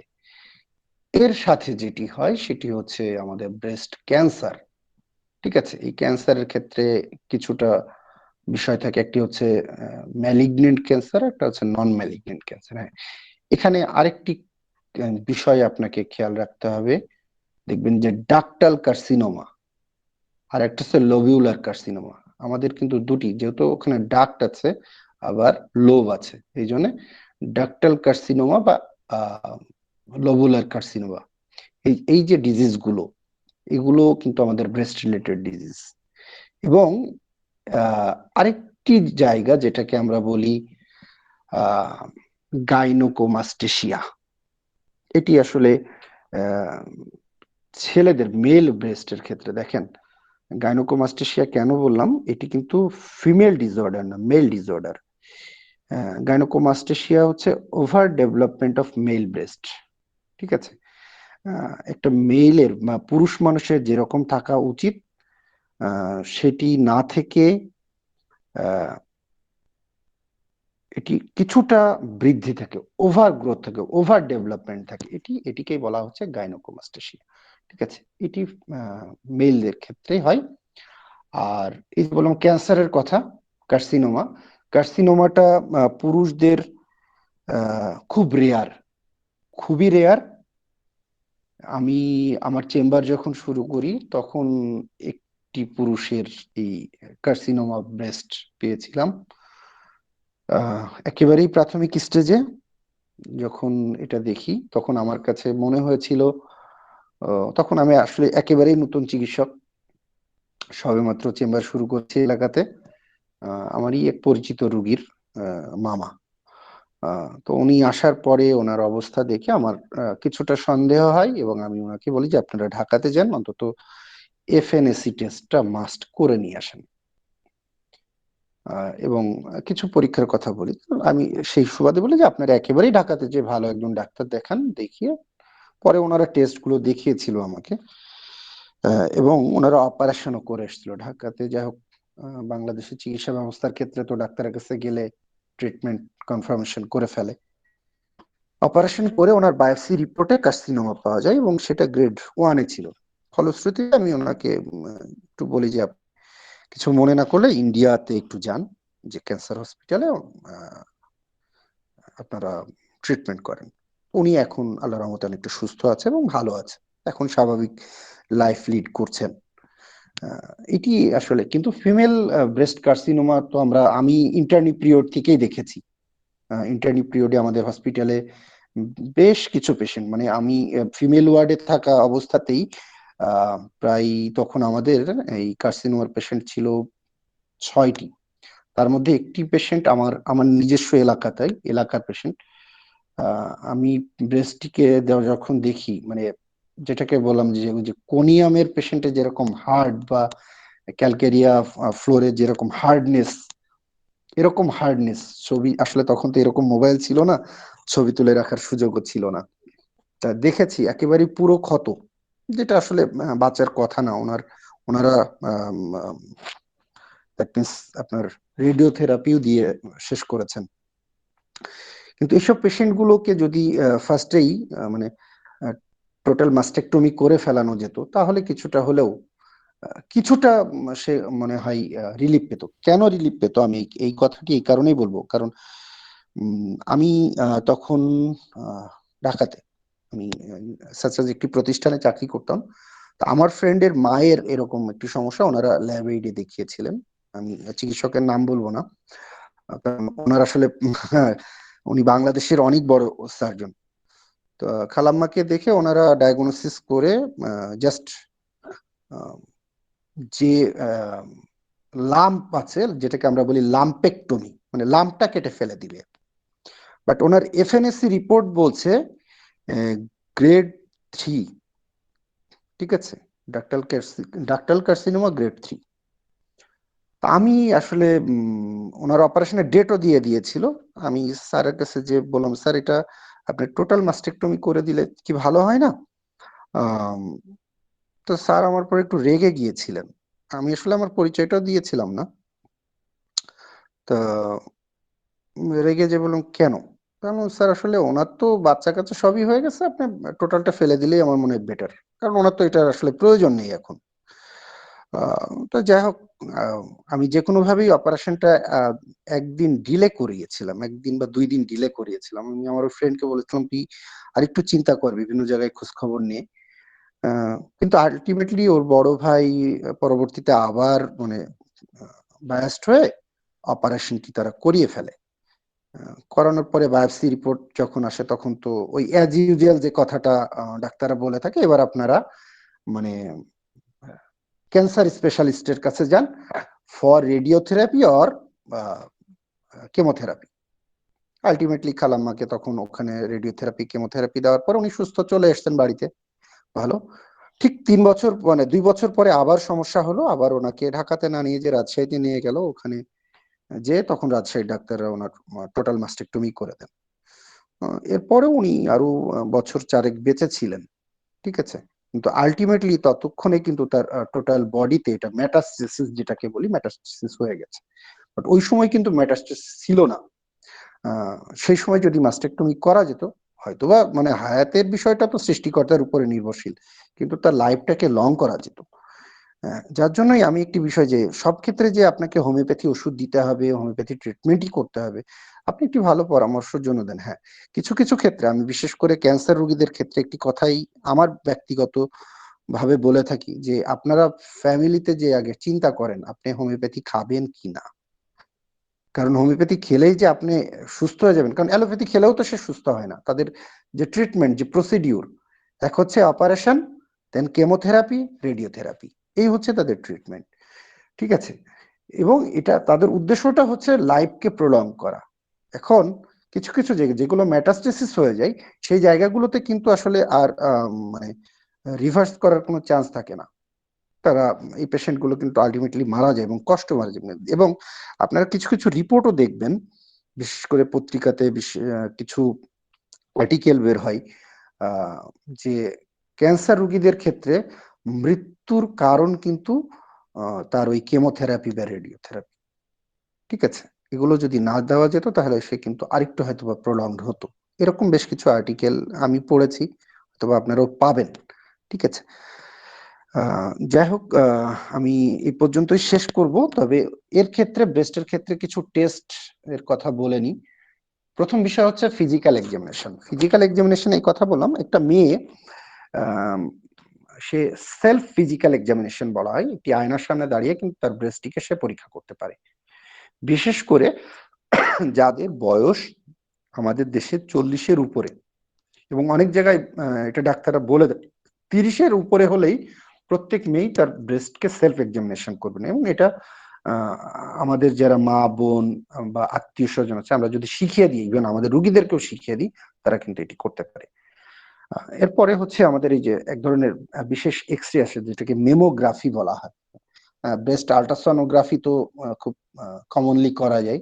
আর ব্রেস্ট মানে ম্যামোগ্রাফি হচ্ছে এক ধরনের এক্স-রে, যেটি দিয়েও আমরা ক্যান্সার ডিটেক্ট করতে পারি, ঠিক আছে? এছাড়াও তো আমরা যদি লাম্পের ক্ষেত্রে আসি, তাহলে এফএনএসি, ফাইন নিডল অ্যাসপিরেশন বলা হয়, FNAC, fine needle aspiration cytology. এই পরীক্ষাটি খুব এসেনশিয়াল এই কারণেই আপনি এটি থেকে একটি জিনিসকে অবশ্যই খেয়াল রাখতে পারবেন, যে আসলে তার ওখানে ক্যান্সারাস না নন ক্যান্সারাস। আর বায়োপসি করতে গেলে ওটাকে কেটে অপারেশন করে পাঠাতে হয়, ঠিক আছে? এটি একটা বিষয়। আর এই ব্রেস্টের ডিজিজ, বিশেষ করে আমরা কিছু ক্যান্সার মার্কার আছে, ব্লাড টেস্ট দিয়ে করে, সেগুলো আমরা করে নিতে পারি, হ্যাঁ? এবং কারোর যদি নিপিল দিয়ে ডিসচার্জ আসে, তাহলে এই নিপিল ডিসচার্জের আপনি অবশ্যই আমরা এটাকে স্মিয়ার টেস্টে পাঠাতে পারি। এই ডিসচার্জটার টেস্ট করতে পারি, ল্যাবে মাইক্রোস্কোপিক টেস্ট করে নিতে পারি।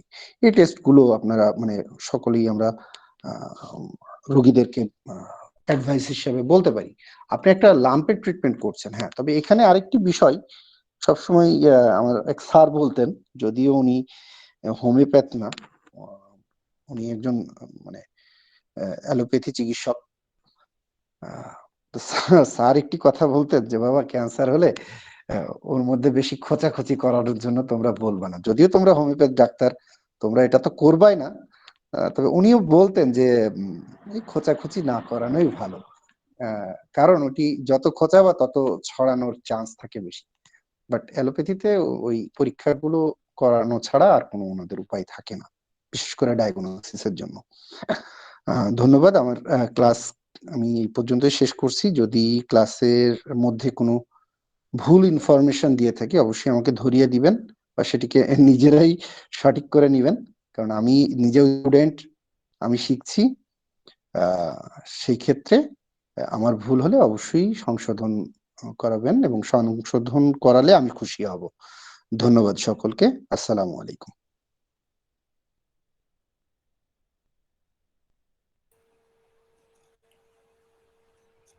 এস এম জাহাঙ্গীর স্যারকে হোমিও দর্পণের পক্ষ থেকে আরেকবার অসংখ্য ধন্যবাদ জানাই। উনি খুব সুন্দর একটি ক্লাস আজ আমাদের উপহার দিলেন।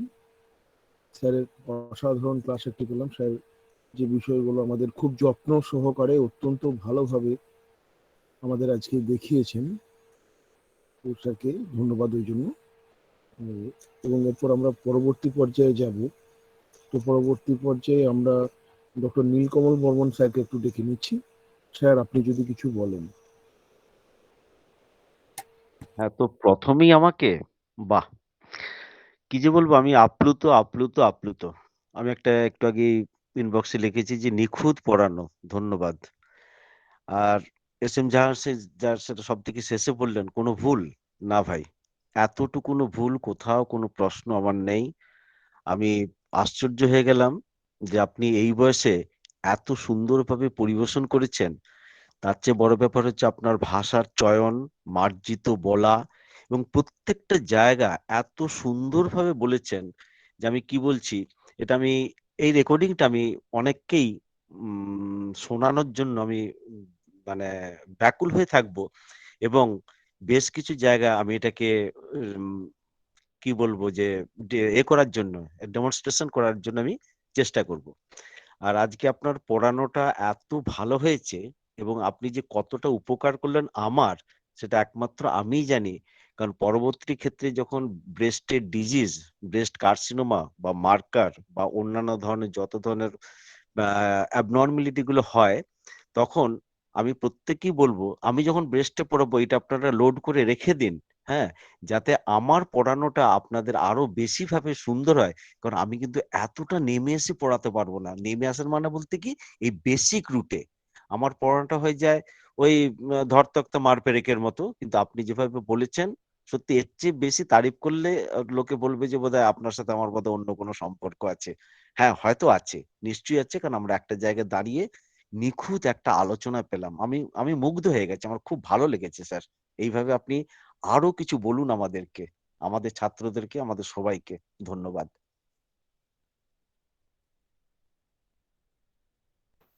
হ্যাঁ, ধন্যবাদ স্যার। আসলে আপনাকেই প্রথমেই ডাকতে হলো। আর একটা বড় কারণ হচ্ছে আপনারা দুজন ভাবে এই বিষয়টাকে যেভাবে সমৃদ্ধ করে চলেছেন এবং খুব সুন্দরভাবে উপস্থাপনা করছেন, তাই আপনাকেই প্রথমেই ডাকতে হলো। আচ্ছা, এই পর্বে আমরা একটু অজয় দাস স্যারের কাছে চলে যাবো। অজয় দাস স্যার, আপনি যদি কিছু বলেন। সবার প্রথমেই আমি জাহাঙ্গীর স্যারকে অসংখ্য অসংখ্য ধন্যবাদ। যদিও আমি একটু দেরি করে ঢুকেছি, যখন নিপিল পাঠ শুরু হয়েছে তখন আমি ঢুকেছি, তবুও আমি জাহাঙ্গীর স্যারের খুব ফ্যান হয়ে গেছি। উনি একজন অ্যানাটমি টিচার হিসেবে আমাদের কাছে উনি আসেন, কিন্তু সবচেয়ে বড় কথা, উনি কিন্তু অ্যানাটমি টিচার হিসেবে আসেন না, উনি একজন হোমিওপ্যাথ অ্যানাটমি টিচার হিসেবে আসেন। এবং যেটা হচ্ছে ওনার কাছে সবচেয়ে বড়, উনি যে প্রেজেন্টেশনটা দেন, অ্যানাটমি তো দিচ্ছেন, internal external structure, internal structure, কারণ অ্যানাটমি মানে হচ্ছে স্ট্রাকচার, কিন্তু তারপরে উনি ফিজিওলজিতে যান, ফাংশনটাও দেন, তারপরে উনি প্যাথোলজিতে যান। উনি কিন্তু অ্যানাটমি টিচার নিয়ে নয়, উনি কিন্তু টোটালটা বলেন। উনি প্যাথোলজিতে যান, প্যাথোলজি থেকে তারপরে মেডিসিনে যান, মানে কি ডিজিজ হতে পারে। দেখুন, একজন টিচার আমাদের কাছে পাচ্ছি আমরা, এমনভাবে আমাদের কাছে প্রেজেন্ট করছেন, তিনি আসছেন যখন বলছেন অ্যানাটমি পড়াতে আসছেন, কিন্তু না, তার কাছে আমরা পাচ্ছি একজন হোমিওপ্যাথ অ্যানাটমি টিচার, যে structure, function, pathology and disease condition চারটেকেই কিন্তু ইলাবোরেটলি বলে যান। যে কথাগুলো উনি বলে গেছেন, আমি মুগ্ধ হয়ে শুনছিলাম যে বারবার উনি কোন জায়গাগুলো কি প্যাথোলজি হতে পারে, লোবে কি প্যাথোলজি হতে পারে, ল্যাক্টিফারাস ডাক্টে কি প্যাথোলজি হতে পারে, সেই জায়গাগুলো ধরিয়ে দিয়েছেন।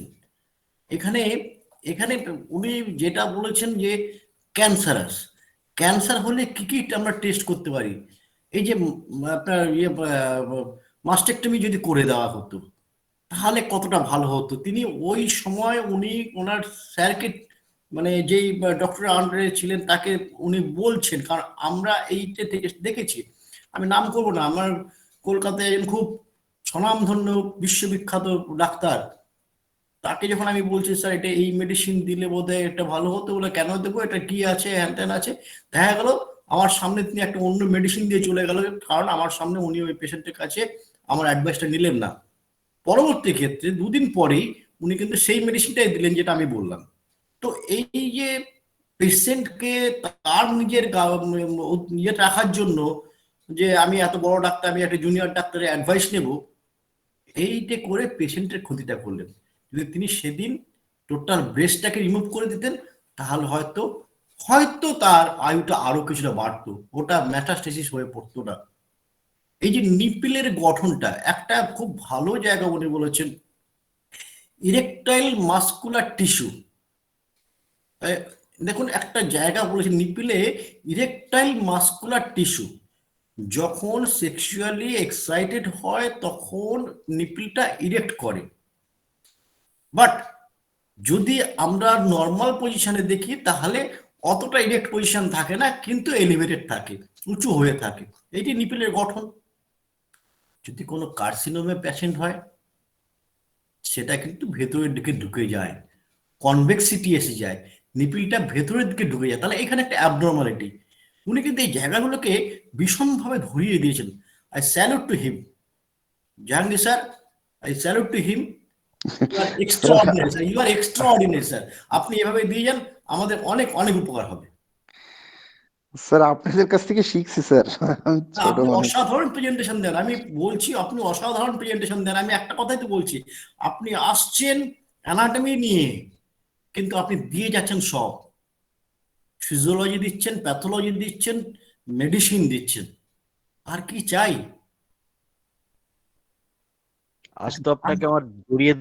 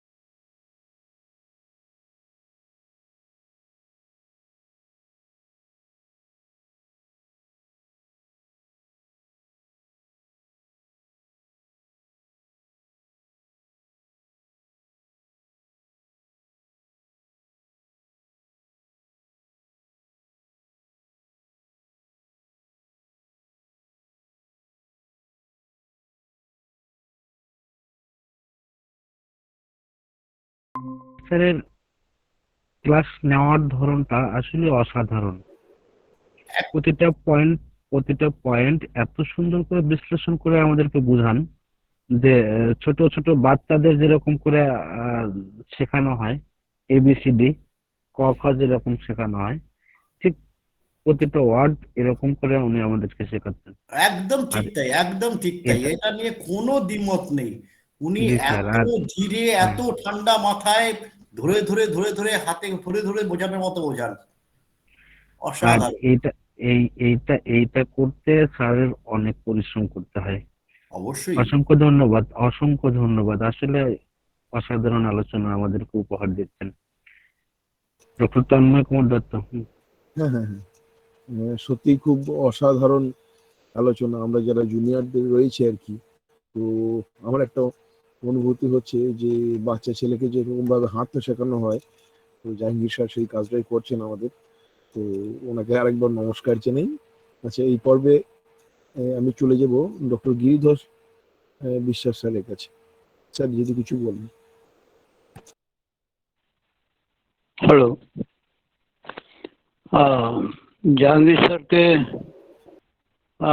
ধন্যবাদ তো দুজন তিনজন যেভাবে জানালেন, এর ওপরে বোধহয় আর ধন্যবাদ দেওয়া যায় না। তবে আপনার সুকণ্ঠ, সুজ্ঞান, সুপ্রস্তাবনা মানে মুগ্ধতা এনে দিতে বাধ্য। এই পর্যন্ত বলি। আর ছোট্ট একটু প্রশ্ন আছে, ওইটা একটু বলি। প্রশ্নটা নয়, আমার অজ্ঞানতা, সেই অজ্ঞানতাটাকে যদি একটু কাটিয়ে নেওয়া যায়। মানে একদম প্রথম থেকে শুনেছি, প্রথম থেকে এই পর্যন্ত পুরোটা শুনেছি। মানে মনে হচ্ছিল যে আমি ক্লাসরুমে বসে স্যারকে যেন দেখতেই পাচ্ছি। এরকম তার প্রস্তাবনা, এরকম তার পড়ানো, এরকম তার কথাবার্তা এবং তার বাচনভঙ্গি। যেটুকু আমার অজ্ঞানতার জায়গা থেকে একটু জিজ্ঞেস করছি, যে pigmented areola, the area is pigmented, আমার শুধু একটু জিজ্ঞেস করার আছে যে হোয়াই ইট ইজ পিগমেন্টেড, মানে অন্যান্য জায়গার সঙ্গে অন্যান্য যে স্কিনের যে কালার, সেই কালারেও তো থাকতে পারতো। যদি এর কোনো কারণ থাকে স্যার একটু বলবেন। এই পর্যন্ত বলে আপনাকে আপনার দীর্ঘায়ু কামনা করে এখানে শেষ করছি। নমস্কার। জি স্যার, আমি অবশ্যই অ্যান্সার দেওয়ার চেষ্টা করব। তো আমাদের প্রশ্নোত্তর পর্বে স্যার আমি একটু বলার চেষ্টা করবো স্যার। হ্যাঁ, ঠিক আছে, ঠিক আছে, সেটাই হবে।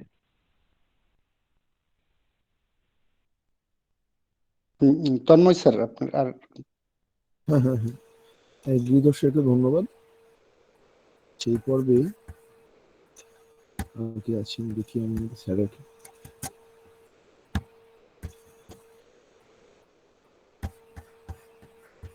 সাগর স্যার, জি জি বলুন। আর কেউ আছেন একটু দেখুন না প্লিজ। আজকে নতুনদের ধরেন, নতুন অনেকে আছেন, নতুন আছেন, তারপরে আমাদের অনেকে আছেন। জয়ন্ত বিচার স্যার আছেন, জিতেন্দ্রনাথ সরকার স্যার আছেন, কল্যাণ ঘটক আছেন, কাজী আদিব আছেন। আমরা কাজী আদিবের কাছে চলে যাই। আচ্ছা আচ্ছা, কাজী আজিব স্যার আপনি কিছু বলুন।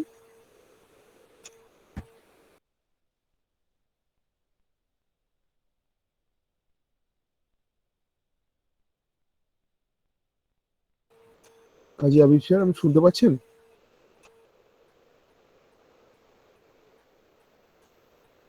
কাজী আবিব স্যার আপনি শুনতে পাচ্ছেন? হ্যালো, উনি বোধহয় মাইকের কাছে নেই। আচ্ছা, কল্যাণ ঘটক স্যার। আমরা আমরা আমরা আমরা বলি যে আমাদের এই গ্রুপে অনেক স্যার আছেন, অনেক স্টুডেন্ট আছেন।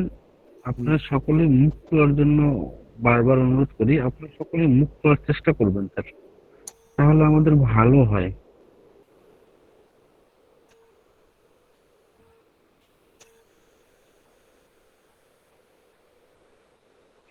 Doctor Abdul Wahed sir.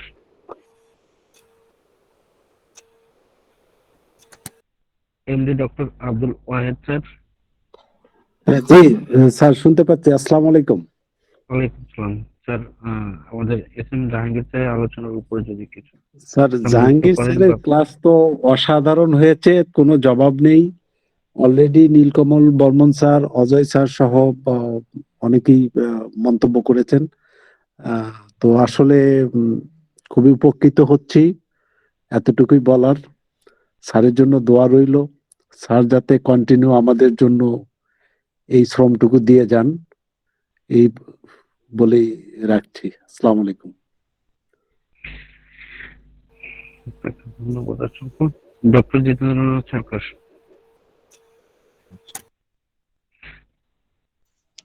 হ্যাঁ স্যার যদি আপনি স্যার কিছু বলুন আজকে ক্লাসে। ধন্যবাদ স্যারকে, ধন্যবাদ তন্ময় দত্ত স্যারকে। আমি তো খেতে বসছি। আচ্ছা, তারপর আমি বলে দিই, বলার আর কি আছে। জাহাঙ্গীর স্যারের আলোচনা মানে অন্য কিছু, হ্যাঁ, অনন্য উচ্চতর আলোচনা। আর সেই সাথে আমাদের শ্রদ্ধেয় স্যারেরা বলছেন, অজয় স্যার বলছেন, বর্মন স্যার বলছেন, গিরিধর স্যার বলছেন, এখানে তো আর ব্যাখ্যা করার কিছু নেই।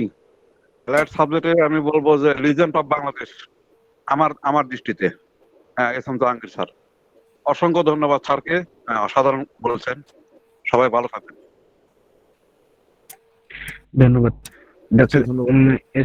S M Jahangir Ali sir. আপনি যদি আমাদের ডক্টর গিরিধর বিশ্বাস স্যারের প্রশ্ন উত্তরটা দিতেন। আর আমরা সকলের কাছে দৃষ্টি আকর্ষণ করছি, আপনার যদি কারো কোনো প্রশ্ন থেকে থাকে বা আলোচনার উপর কিছু বলার থাকে, তাহলে আনমিউট করে একে একে বলতে পারবেন। জি স্যার।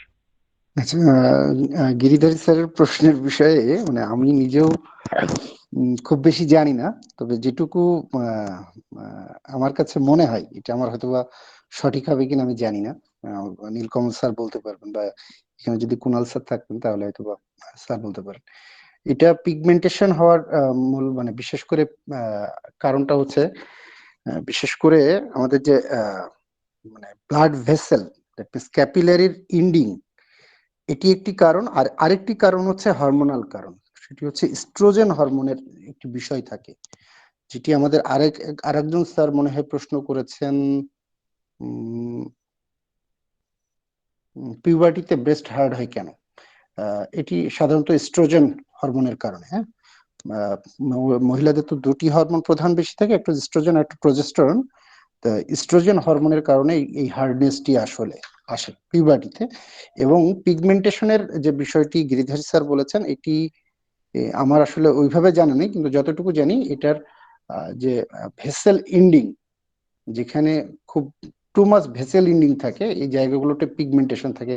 বিশেষ করে আমাদের ফিমেল ইন্টারনাল জেনিটাল অর্গানগুলোর মধ্যে লেবিয়ার যে বিষয়, এটির সাথে কম্পেয়ার করে যদি একটু ধরা যায়, এই পিগমেন্টেশনটা কিন্তু এখানে আসে। এবং এর দ্বিতীয় কারণটি আসে যে ওই ঠিক এস্ট্রোজেন হরমোনের কারণটিও এই জায়গায় প্রযোজ্য। এখন আমি জানি না সঠিক কিনা, অজয় স্যার যদি বলতেন এটির বিষয়ে।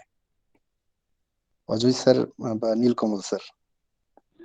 স্যার এর সাথে আমার একটু সম্পূরক প্রশ্ন ছিল, এটা মানে প্রেগনেন্ট পিরিয়ডের কয় মাস বা কতদিন পর থেকে কালারটা মোটামুটি দৃষ্টিতে আসে আর কি?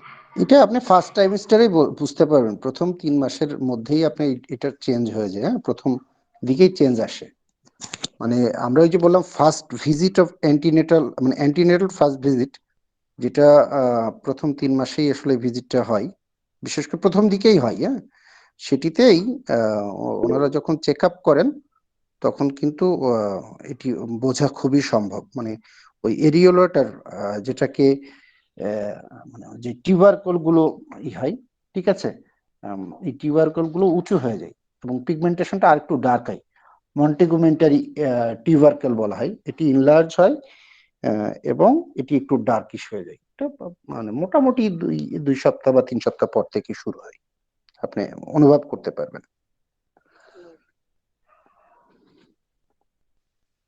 হ্যাঁ, যেটা বলছিলাম, মানে জাস্ট একটা সংযোজন, সেটা হচ্ছে ইস্ট্রোজেন এবং প্রজেস্টেরন।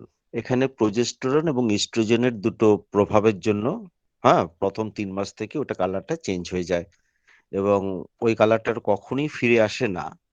এটা নিয়ে একটুখানি কিন্তু একটু হালকা একটা কন্ট্রাডিক্টরি আছে। কখনো কখনো আরেকটু মেনোপজের আশেপাশে গিয়ে কিন্তু কালারটা কিন্তু আবার ফেড হয়ে এরকম হবার দেখা যায়, বা সেটার প্রমাণ আছে আর কি। তো মূল কারণটা হচ্ছে ইস্ট্রোজেন এবং প্রজেস্টেরন। এটা খেয়াল রাখবেন, প্রজেস্টেরন হরমোন মহিলাদের থাকে, সেটার প্রভাবের জন্য হয়। মানে আমি অন্তত যতটুকু জানতাম বা জানি। জি স্যার, নমস্কার। ঠিক আছে স্যার। ওটা ওই মেনোপজের সময় এটা চেঞ্জ হয়ে যায় আবার, কারণ ওই সময় তো আবার হরমোনাল চেঞ্জ হয়, যার জন্য ওই এরিওলাতে আবার চেঞ্জ আসে, কালারটি আবার ফেড হয়। স্যার গিরিধারী স্যার, মানে আমি যেটা বললাম এটা কি ঠিক আছে কিনা আমি জানি না।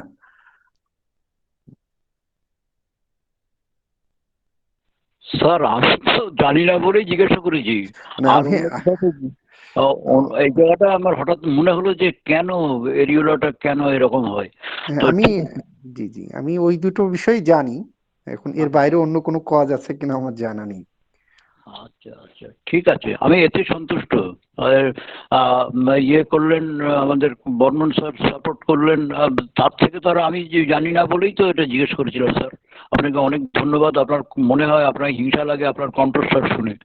খুব খুব খুব খুব ভালো লাগে। জি স্যার, ওই যে বললাম জয়ন্ত বিশ্বাস স্যার যেটা বলেছিলেন পিউবার্টিতে ব্রেস্ট হার্ড হয় কেন, এটিও কিন্তু ওই হরমোনাল প্রভাবে, বিশেষ করে ইস্ট্রোজেন হরমোনের বিষয়, এবং ইস্ট্রোজেনের সিক্রেশনটা আবার ইনহিবিট করে প্রজেস্টেরনের কারণে। ঠিক আছে, এই জন্য গ্ল্যান্ডটা কিছুটা গ্রোথ হয় এবং হার্ড হয়, ঠিক আছে, পিউবার্টিতে। ধন্যবাদ স্যার। আচ্ছা, কল্যাণ ঘটক স্যার কি আছেন? আপনি একটু রেসপন্স করবেন প্লিজ। হ্যাঁ যদি আছি, কিছু বলুন। বলেন। হ্যাঁ বলুন কিছু, আপনাকে একটু আগেই ডেকেছিলাম তো, আজকে ক্লাস ও নিয়ে কিছু বলুন। জাহাঙ্গীর স্যারের কথাতে কি বলবো, নীলকমল স্যার, অজয় স্যার যেখানে বলে দিচ্ছেন যে জড়িয়ে আলিঙ্গন করতে ইচ্ছে করছে, তার মানে আমার কিছু বলারও জায়গা থাকে এই জায়গায়? দুরন্ত ক্লাস হচ্ছে এবং জাহাঙ্গীর স্যার এত আস্তে আস্তে আর এত সুন্দরভাবে বোঝান যে সেইগুলো শুনে মাথায় গেঁথে যাওয়া পর্যন্ত সময় থাকে। অনেক সময় কি হয়, যদি আপনি খুব তাড়াতাড়ি বলে যান, কারণ ওনার সবকিছু তো মুখস্থ, উনি মুখস্থই বলেন, এবার সেগুলো শুনে আমাদের হৃদয়ঙ্গম করতে যে সময়টুকু লাগে অনেক সময় থাকে না, মানে একটা কথা বোঝার আগে আরেকটা কথা এসে ঘাড়ের উপর পড়ে যায়। কিন্তু উনি যেহেতু এই আস্তে আস্তে সুন্দর করে ছোট ছোট করে বলেন, এতে কি হয়, একটা কথা বুঝে মাথায় কিছুক্ষণ মানে বোঝার পর্যন্ত পর্যাপ্ত সময় আমরা পাই। সেই জন্যই ক্লাসগুলো আর এত বেশি মানে গ্রহণ আকর্ষণীয় হয় আর কি, এত সুন্দর আস্তে আস্তে বলেন, তো সেই জন্য আরো বুঝতে খুব সুবিধে হয়। এই জন্যই জাহাঙ্গীর স্যারের ক্লাস অতি প্রিয় আমার এবং অসাধারণ সুন্দর লাগে আর কি। ধন্যবাদ জাহাঙ্গীর স্যারকে, আপনি এগিয়ে যান এবং আশা করি আরো আপনার ব্যাপ্তি হোক এবং আমরা আপনার কাছ থেকে আরো অনেক কিছু শিখি। খুব ভালো লাগলো, ধন্যবাদ স্যার। জি, ধন্যবাদ স্যার আপনাকে। তখন জাহাঙ্গীর স্যার স্যার, আরেকটি মনে হয় প্রশ্ন ছিল রেহেনা না রেহেলা খাতুনের। হ্যাঁ বলছি আরেকটাও রয়েছে, এইটা কি আপনি উত্তর দিচ্ছেন? ওই গর্ভবতী না হলেও যুদ্ধ নিঃসরণ হতে দেখা যায়, এই সম্পর্কে অশোক কুমার চ্যাটার্জি যেটা বলেছেন, একটু যদি একটু এটা প্রোল্যাক্টিন হরমোনের প্রভাব, প্রোল্যাক্টিন হরমোনের প্রভাব। আচ্ছা আচ্ছা স্যার, এক্ষেত্রে টেস্টটা কি হয় ওটা? আপনি ওই যে সিরাম প্রোল্যাক্টিন করতে দিবেন, পিআরএল পিআরএল পিআরএল লিখে টেস্ট দিতে হবে। হ্যাঁ, সিরাম প্রোল্যাক্টিন করতে দিলে এটার জন্য এই সমস্যাটি হয়। ইভেন মানে দেখবেন যে বিবাহিত নন এরকম মেয়েদেরও কিন্তু আসে, ঠিক আছে। আর রেহেলা খাতুনের যে অনেক সময় ইয়েলো ডিসচার্জ হয়, হলুদাভ। না না, ইয়োলিশ না, হোয়াইটিশ ডিসচার্জ আসে। যদি ইয়েলো মানে হলুদাভ হয় আর কি, সেক্ষেত্রে এরকম কোনো কিছু ইয়োলিশ ডিসচার্জ আসলে মানে আনম্যারিডদের ক্ষেত্রে আসলে কিছুটা চিন্তা তো অবশ্যই অন্যদিকে করতে হয়। হলুদ এবং নোনতা রস আর কি। এখন নোনতা রস আপনি বুঝবেন কিভাবে স্যার, এটা তো বোঝা কঠিন। সেটা তো বেশি নিজে বলছে আর কি। আচ্ছা আচ্ছা, সেক্ষেত্রে ইয়োলিশ আসলে অবশ্যই মানে প্যাথোলজির চিন্তা করতে হবে, ঠিক আছে। বাট হোয়াইটিশ আসলে সেক্ষেত্রে প্রোল্যাক্টিন হরমোনের প্রভাবটাই বেশি কাজ করে, মানে দুধের মতো আসে। জি জি স্যার। হ্যাঁ যতক্ষণ বলুন। আমি তো আমার অ্যান্সার পেয়ে গেছি যে কেন হার্ড হয় কম বয়সে, ইস্ট্রোজেন হরমোনের জন্য। আর জাহাঙ্গীর স্যারের তো ক্লাস অভূতপূর্ব, এক্সেলেন্ট, আমি সেটা ইনবক্সেও লিখে দিয়েছি। এত স্লো উনি ক্লাস নিয়েছেন, একদম মাথার মধ্যে ঢুকিয়ে দিয়েছেন প্রত্যেকে। মানে এত মানে এক কথায় বলতে গেলে অভূতপূর্ব। আর ওই যেটা প্রেগনেন্ট না হয়েও যে বেস্টে যে মিল্ক আছে, এই কিন্তু আমি যেটা মানে প্র্যাকটিক্যাল লাইফে দেখেছি, সেটা হচ্ছে কিছু অ্যালোপ্যাথিক মেডিসিন আছে যেগুলো খেলে পরে বেস্ট মিল্ক এসে যায়, মানে কুমারী মেয়েদেরও আসে। হ্যাঁ, অনেক সময় দেখা যায় যে অ্যালোপ্যাথিক মানে অ্যান্টাসিড একটা আছে ডমপেরিডম, সেই ডমপেরিডমে ওখানে ওতে লেখাই আছে যে বেস্ট মিল্ক আসতে পারে, সাইড এফেক্ট। ওইরকম সাইড এফেক্ট ওদের প্রতিটা ওষুধেই কিছু না কিছু আসে, ওরা কিছুতেই শোনে না, বলতেও চায় না। হ্যাঁ, প্রোল্যাক্টিন হরমোন যেটা বলছেন ঠিকই, কিন্তু অ্যালোপ্যাথিক মেডিসিনের যে সাইড এফেক্ট আছে, সেই সাইড এফেক্টের জন্য কিন্তু কুমারী মেয়েদের বেস্ট মিল্ক আসে। এটা আমার প্র্যাকটিক্যাল লাইফে দেখা। ডমপেরিডম মেডিসিনটার নামও বলে দিলাম, ডমপেরিডম মানে অ্যান্টাসিড মেডিসিন অ্যালোপ্যাথিতে। না, ওই মেডিসিনটা বমি আটকানোর জন্য দেয়া হয়। হ্যাঁ, ওটা অ্যান্টাসিড না। তাই মানে ভমিটিং এর জন্য দেয়া হয়। ওই ওই কেমিস্ট্রি মানে ওই যৌগটা ভমিটিং এর জন্যই দেয়া হয়। হ্যাঁ, কিন্তু ওইটা খেলে পারে বেস্ট মিল্ক আসে, এতে লেখা আছে আর কি, মেডিসিনের সাইড এফেক্ট হিসেবে লেখা আছে। সেই জন্য বলছি সাইড এফেক্টের জন্য, মেডিসিনাল সাইড এফেক্টের জন্য কিন্তু বেস্ট মিল্ক আসতে পারে। Okay sir, thank you sir, excellent class আজকে। আর আপনি এত স্লো নিয়েছেন, আমাদের খুবই ভালো লেগেছে, মানে অনেকদিন বাদে এই ধরনের একটা ক্লাস পেলাম। Thank you sir. ধন্যবাদ স্যার। আচ্ছা স্যার, জাহাঙ্গীর স্যার, ওই শেষ প্রশ্নটার দিকে কি আমি যদি একটু তুলে দিই। হ্যাঁ, রিহেলা ম্যাডাম মনে হয় বলেছেন যে ব্রেস্ট রিলেটেড যে সমস্ত সমস্যা বা রোগগুলো হয় সেগুলো থেকে নিরাপদ থাকার পূর্ব থেকে কি কি সতর্কতা অবলম্বন করা প্রয়োজন জানালে উপকৃত হবে। আসলে এই বিষয়টা আমি বলি যে এটি আমাদের নীলকমল স্যার যখন ব্রেস্টের ডিজিজ পড়াবেন, আমি এই কারণেই বলছি যে এটি কিন্তু অনেকগুলো বিষয়, এক একটি ডিজিজের ক্ষেত্রে এক একটি প্রিকিউশন আপনাকে অবলম্বন করতে হবে। সেটি আমাদের যখন সামনের ক্লাসে নীলকমল স্যার ব্রেস্টের ডিজিজ গুলো নিয়ে পড়াবেন, স্যার বলে দিবেন। আমার কাছে এটি মনে হয় স্যার এটি নিয়ে কথা বলবেন ইনশাল্লাহ। আপনি একটু অপেক্ষায় থাকুন, কারণ আজকে এটি নিয়ে কথা বলতে গেলে বললাম যে প্রত্যেকটি ডিজিজের ক্ষেত্রে বা এক একটি সমস্যার ক্ষেত্রে আপনাকে এক একটি প্রিকিউশন নিতে হবে, যার জন্য আমি আপনার কাছে আসলে ক্ষমা চাচ্ছি এই বিষয়টি নিয়ে। সামনের ক্লাসে ইনশাল্লাহ আমাদের স্যার বলবেন। হ্যাঁ, তন্ময় স্যার, আর কোনো কারোর প্রশ্ন থাকলে।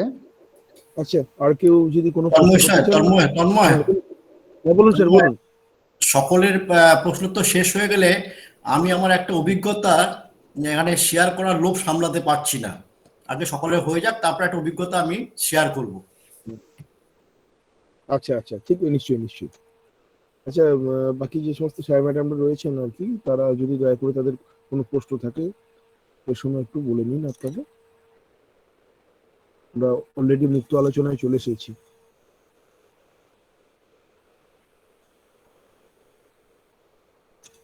আচ্ছা, কেউ নেই? অজয় স্যার, আপনি এবার আপনার অভিজ্ঞতাটুকু শেয়ার করতে পারেন।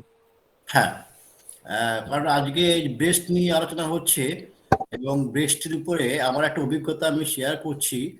আমি পেশেন্টটাকে কোন রকম ভাবে দেখিনি বা দেখেছি এটা বলবো না, শুধু আমার একটা ডায়াগনস্টিক ভিউ থেকে আমি যেটা বলেছি সেইটাই আমি বলছি। একজন ভদ্রমহিলা আমাদের বাড়ির কাছাকাছি থাকেন, তার হাজবেন্ডের সঙ্গে আমার খুব পরিচিতি। তার মেয়েকে আমি ট্রিটমেন্ট করেছি, হাজবেন্ডেও ট্রিটমেন্ট করেছি, ইভেন ভদ্রমহিলারও ট্রিটমেন্ট আমি করেছি কখনো কখনো।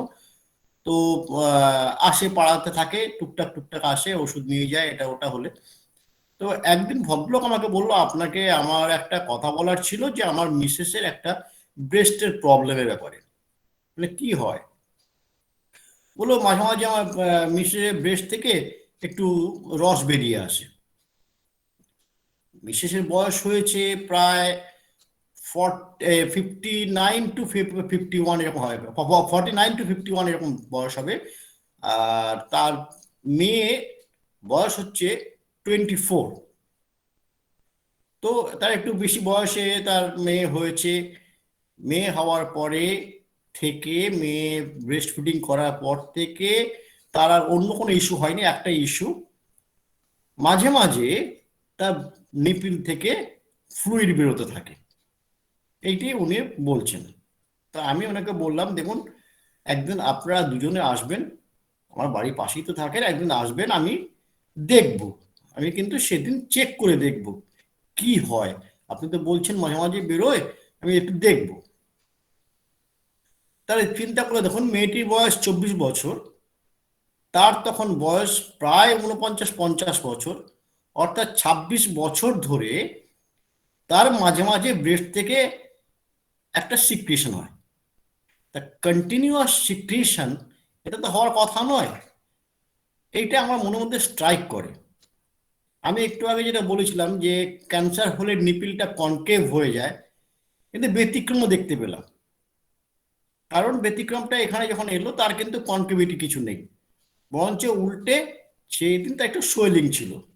আমি ফিজিক্যাল এক্সামিনেশন করলাম এবং ব্রেস্টে যখন একটু প্রেস করলাম, সেখান থেকে একটা থিক পাশ বেরিয়ে এলো, মোটা একটা পুঁজ, সেখানে পুঁজের পিণ্ড একটা যেন বেরিয়ে এলো।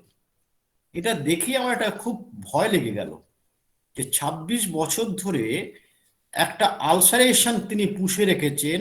নর্মালি বলা হয় যে কোনো রকম যদি ইন্টারনাল আলসার 10 ইয়ার্স থেকে যায়, তাহলে সেখানে ম্যালিগনেন্সি ফর্ম করার খুব সম্ভাবনা থাকে। তো আমি সেদিন বললাম যে দেখুন, আমার কিন্তু জিনিসটা ভালো ঠেকছে না। আমি ওনার হাজবেন্ডকে বললাম, ভদ্রমহিলা একটু অসন্তুষ্ট হচ্ছেন সেই সময় আমি যখন বলছি যে আমার কিন্তু জিনিসটা ভালো ঠেকছে না, এটা খারাপের দিকে যেতে পারে বলে আমার মনে হচ্ছে, আপনি একবার দেখিয়ে নিন কাউকে। তো ভদ্রলোককে বললাম আমার কিন্তু ক্যান্সারের দিকে যাওয়ার একটা সম্ভাবনা খুব বেশি দেখা দিয়েছে।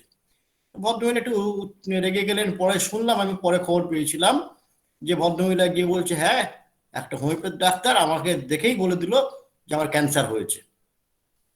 আমাকে তার রিলেটিভ কেউ আমার পরিচিত ছিল, সেই যখন অনেক পরে আমাকে জানিয়েছিল যে একজন হোমিওপ্যাথি ডাক্তার, সে কি এত হয়েছে যে আমার ব্রেস্ট ধরে দেখে বলে দিল যে আমার ব্রেস্টে ক্যান্সার হয়েছে, আমার কোনো ব্যথা নেই, কোনো যন্ত্রণা নেই, কিচ্ছু নেই। দুর্ভাগ্যবশত মাস 3-4 পরেই, বেশি দিন নয়, তার 3-4 মাস পরেই তার হঠাৎ শরীর অসম্ভব খারাপ হয়, ব্রেস্ট ফুলে ওঠে, তার ব্রেস্টে ব্যথা হয় এবং সে হসপিটালে যায়। হসপিটালে মাত্র 4 থেকে 5 দিন বেঁচে ছিল। তার টেস্টিং করেছে এবং সেখানে ম্যালিগনেন্সি পেয়েছে। ম্যালিগনেন্সি পাওয়ার পরে তার ম্যালিগনেন্সির যে অপারেট করবে সেই সময়টুকুও তিনি দেননি, তিনি মারা গেছেন। ওই সময় তখন নাকি উনি বেডে বলেছিলেন, বিছানায় শুয়ে শুয়ে তার হাজবেন্ডের কাছে, যে সেদিন তোমার পরিচিত সেই ডাক্তার অজয় দাস যে বলেছিল, আমি কথাটা তাকে খুব মানতে পারিনি, আজকে দেখছি উনি সেদিনের কথাটা সঠিক বলেছিল। তো এই যে আমার অভিজ্ঞতাটা এইটাই, অন্য কিছু না। আমাদের যে কোনো জায়গায় কিন্তু খুব সচেতন হতে হবে। সব পেশেন্টকে আমরা ভালো করে দেবো এটা কিন্তু নয়। আমাদের যেটা জাহাঙ্গীর স্যারও বলেছেন যে কোন পেশেন্টকে আমরা রাখবো আর কোন পেশেন্টকে আমরা রেফার করবো, এই পরামর্শটা, একটা সুপরামর্শ যদি আমরা দিতে পারি তাহলে পেশেন্ট কিন্তু আপনার কাছে ফিরে ফিরে আসবে। এই জায়গাটা আমাদের কিন্তু ভীষণভাবে জানা দরকার। এই যে বললাম একটা আলসারেশন, 26 বছর ধরে একটা আলসার ব্রেস্টের মধ্যে হয়ে আছে, নিশ্চিত সেখানে কিছু গন্ডগোল আছে, সেখানে কোনো রকম ম্যালিগনেন্ট সেল ফর্ম করেছে, না হলে এত বছর ধরে কন্টিনিউয়াসলি সেখানে পাস ফর্ম করতে পারতো না। এই শেয়ারটা আমি আপনাদের সাথে করলাম যে আমাদের রেফার করাটা কতটা জরুরি। ধন্যবাদ সবাইকে। ধন্যবাদ অজয় স্যার। মানে আপনার অভিজ্ঞতা থেকে আমার একটি কথা আবার একটু বলতে ইচ্ছা করলো। আসলে মানে আমরা প্র্যাকটিস করতে যে, আমি তো পেরিফেরিতে প্র্যাকটিস করি, একেবারে উপজেলা লেভেলে। তা এই ব্রেস্ট ক্যান্সারের একটি পেশেন্ট বলতে কি, তার ওই সময় তো ক্যান্সার না, একটি গ্রোথ আছে। মহিলাটার বয়সও খুব বেশি না, 42-43 হবে। গ্রামের থেকে এসেছেন। যাই হোক, ওনার ওই গ্রোথের জন্য আমি তাকে যখন বলি যে ঠিক আছে, আপনি মানে ফিজিক্যাল এক্সামিনের কথা বললে পুরুষ ডাক্তারের কাছে আসলে মহিলা, তারপরে আবার হোমিওপ্যাথি ডাক্তার, আমি খুব কম পেশেন্ট পেয়েছি রাজি করাতে, খুবই কম পেশেন্ট। তো যাই হোক, ওনার ভাবি সহকারে এসেছিল, বললাম দেখেন আপনি যদি মানে উপর থেকে মানে আমাকে ফ্রিলি না দেখাতে পারেন, অন্তত আপনার কাপড়ের উপর থেকে আমাকে হাত দিয়ে একটু দেখতে দেন, একেবারেই এক্সিলারি রিজিয়নের সাইডে, মানে পার্শিয়াল দিকে। তা আমি ওনাকে হাত দিয়ে প্যালপেট করে একটা ইরেগুলার লাম্প আমার কাছে, তো ইরেগুলার লাম্প যখন পেলাম তখন আমার একটু সন্দেহ হলো। সন্দেহ হওয়ার পরে আমি সরাসরি, যেহেতু আমাদের এখানে তো আসলে মেমোগ্রাফি হয় না, আমি আল্ট্রাসনোগ্রাফি করার জন্য বলে দিলাম। বলে দেওয়ার পরে বললাম যে আপনি, এবং আমি একটি স্পেসিফিক ডক্টরের নামও লিখে দিলাম যে আপনি অমুক জায়গাতে যে অমুক জনকে এই সনোটা করাবেন, এবং আমার প্রেসক্রিপশনে আমি একটু স্যারকে স্পেশালি ওখানে নোট দিয়ে দিই কিছু কিছু ক্ষেত্রে, কাইন্ডলি আপনি মানে শেপটা এবং আপনার ডিডিটা একটু ভালো করে দেখবেন। আমি আমার সাসপেকশনটা আমি লিখে দিলাম। যাই হোক, আল্ট্রাসনোগ্রাফিতে স্যার আমার সাসপেকশনটাকেই সে ই করলো, ফোন দিয়েছিলেন উনি সনো করার সময়, আমাকে বললেন যে আপনি এটা সাসপেকশন করছেন কি হিসেবে। তারপর স্যার আমি দেখেছি হাত দিয়ে, দেখার ফলেই আসলে এটা আমার বলা। তা আমাকে বললো যে হ্যাঁ মেবি আপনি রাইট, তবে ওনাকে কনফার্মেশনের জন্য অবশ্যই। তা পেশেন্ট যখন নিয়ে আসে, আমি পেশেন্টের ফ্যামিলি বলে, উনি একা এসেছিলেন ওই দিন, তা বললাম যে আপনার ফ্যামিলির কাউকে নিয়ে এসেন। তো যাই হোক উনি আর পরবর্তীতে আসেননি, মানে সীমান্তবর্তী তো ওনারা সবসময় চেষ্টা করেন ইন্ডিয়াতে ট্রিটমেন্ট নেওয়ার। এটা আমার শ্বশুর বাড়ির এলাকার দিকের। তা আমি পরে ওনার এক আত্মীয়র সাথে দেখা হলো, মানে ওনার বোনের সাথে। তো ওনার বোনকে আমি বললাম যে কিছু মনে করেন না, আপনার বোনের মেবি ব্রেস্টের ক্যান্সার আছে, আপনারা ওনাকে খুব দ্রুত ট্রিটমেন্ট করেন, খুব দ্রুত ট্রিটমেন্ট করেন, না হলে যে কোনো একটা অ্যাক্সিডেন্ট হতে পারে। অবশ্য উনি পরবর্তীতে মারা যান কিছুদিন পরেই। ইন্ডিয়াতে একবার গিয়েছিলেন ট্রিটমেন্ট নিয়ে, এসে পরে উনি মারা যান। এই জন্য বললাম যে স্যার আসলে এই যে পরীক্ষা নিরীক্ষার বিষয়টা, বেশ কিছু এই ব্রেস্ট লাম্পের পেশেন্ট আসে, কিন্তু ওনাদেরকে আসলে ফিজিক্যাল এক্সাম করানোর মতো অবস্থা আমি ব্যক্তিগতভাবে খুব মানে কষ্ট লাগে যে যখনই বলি ওনারা করতে দেন না। কিন্তু ঠিকই দেখা যাচ্ছে যে এটার সাথে আমি আরেকটি ডিজিজের কথা বলি, বিশেষ করে রেকটাল ডিসঅর্ডার গুলো, পায়েস বা ফিস্চুলা, মহিলারা আসছে, আমি তো আসলে বলিও না, এটার মানে বাজে অভিজ্ঞতা আমার আছে। কিন্তু এই রুগীগুলো অ্যালোপ্যাথি পুরুষ ডাক্তারের কাছে যাচ্ছে, সার্জনের কাছে যাচ্ছে, সেখানে মানে পার রেকটাল এক্সামিনেশন করতে দিচ্ছে। বাট আমি যখন বা হোমিওপ্যাথি হিসেবে যখন বলি কথাটা, মনে হয় যেন আকাশ থেকে পড়ে স্যার। এই জায়গাটা আমার মানে খুব কষ্ট লাগে যে কেন আমাদের এই অবস্থাটা, বা আমি নিজেকে কেন তৈরি করতে পারছি না। ধন্যবাদ স্যার। জাহাঙ্গীর স্যার, এই ব্যাপারে আমি বলছি, আমার ব্যক্তিগত জীবনে আমার যে উত্থান, আমার প্র্যাকটিস লাইফের উত্থান কিন্তু ব্রেস্ট টিউমার থেকে শুরু হয়েছে, অ্যাডিনোফাইব্রোমা দিয়ে। আমার জীবনের উত্থান ওখান থেকে শুরু হয়েছে, অ্যাডিনোফাইব্রোমা অ্যান্ড ইনফার্টিলিটি কেস দিয়ে আমার জীবনের উত্থান শুরু হয়েছে। তারপর থেকে আমি মনে হয় এখন শতাধিক ব্রেস্ট টিউমার পেশেন্ট পেয়েছি। অভিজ্ঞতা থেকে প্রথমই হচ্ছে যে কথাটা বললেন যে তারা একজন সার্জনের কাছে যাবে, মেল সার্জনের কাছে যাবে, তারা সবকিছু পালপেট করতে পারবে, তাদের সব অধিকার আছে, বাট হোমিওপ্যাথি ডাক্তারের কাছে এলে তাদের জন্য এটা অসুবিধা।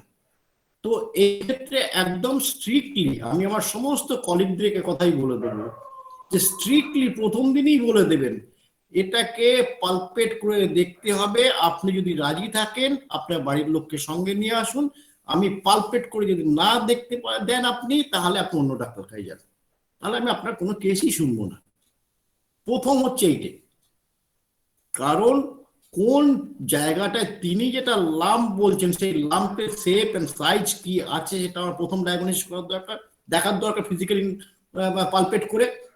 সেকেন্ড হচ্ছে এ টু জেড, আপনারা মনে করছেন যে এই যে লাম্পটা আছে আমি কোনায়াম দিলে ভালো হয়ে যাবে, আমি ফাইট লক্কার দিলে ভালো হয়ে যাবে, বা আমি রামসাম যদু মধু যা একটা মেডিসিন আমি যেটা দেবো আপনার ডায়াগনোসিস সেইটা দিলে ভালো হয়ে যাবে। তা সত্ত্বেও বলবো প্রত্যেকটি পেশেন্টকে, আমাদের ভারতবর্ষ অন্তত, বাংলাদেশে এটা নেই আইনগত দিক দিয়ে, আমাদের কিন্তু যে কোনো মুহূর্তে ক্রেতা সুরক্ষা আইনে আমাদের মিনিমাম 10 লাখ টাকা ফাইন, মিনিমাম 10 লাখ টাকা ফাইন। তাই যে কোনো ব্রেস্ট লাম্পের পেশেন্টের ক্ষেত্রে ফার্স্ট হচ্ছে মেমোগ্রামি করবেন, বা মেমোগ্রাম না করতে পারলে ইউএসজি করবেন, এবং সেখানে যখন তারা লাম্প ডিটেক্ট করে দেবে সেইটা নিয়ে এফএনএসি টেস্ট করতে পাঠাবেন।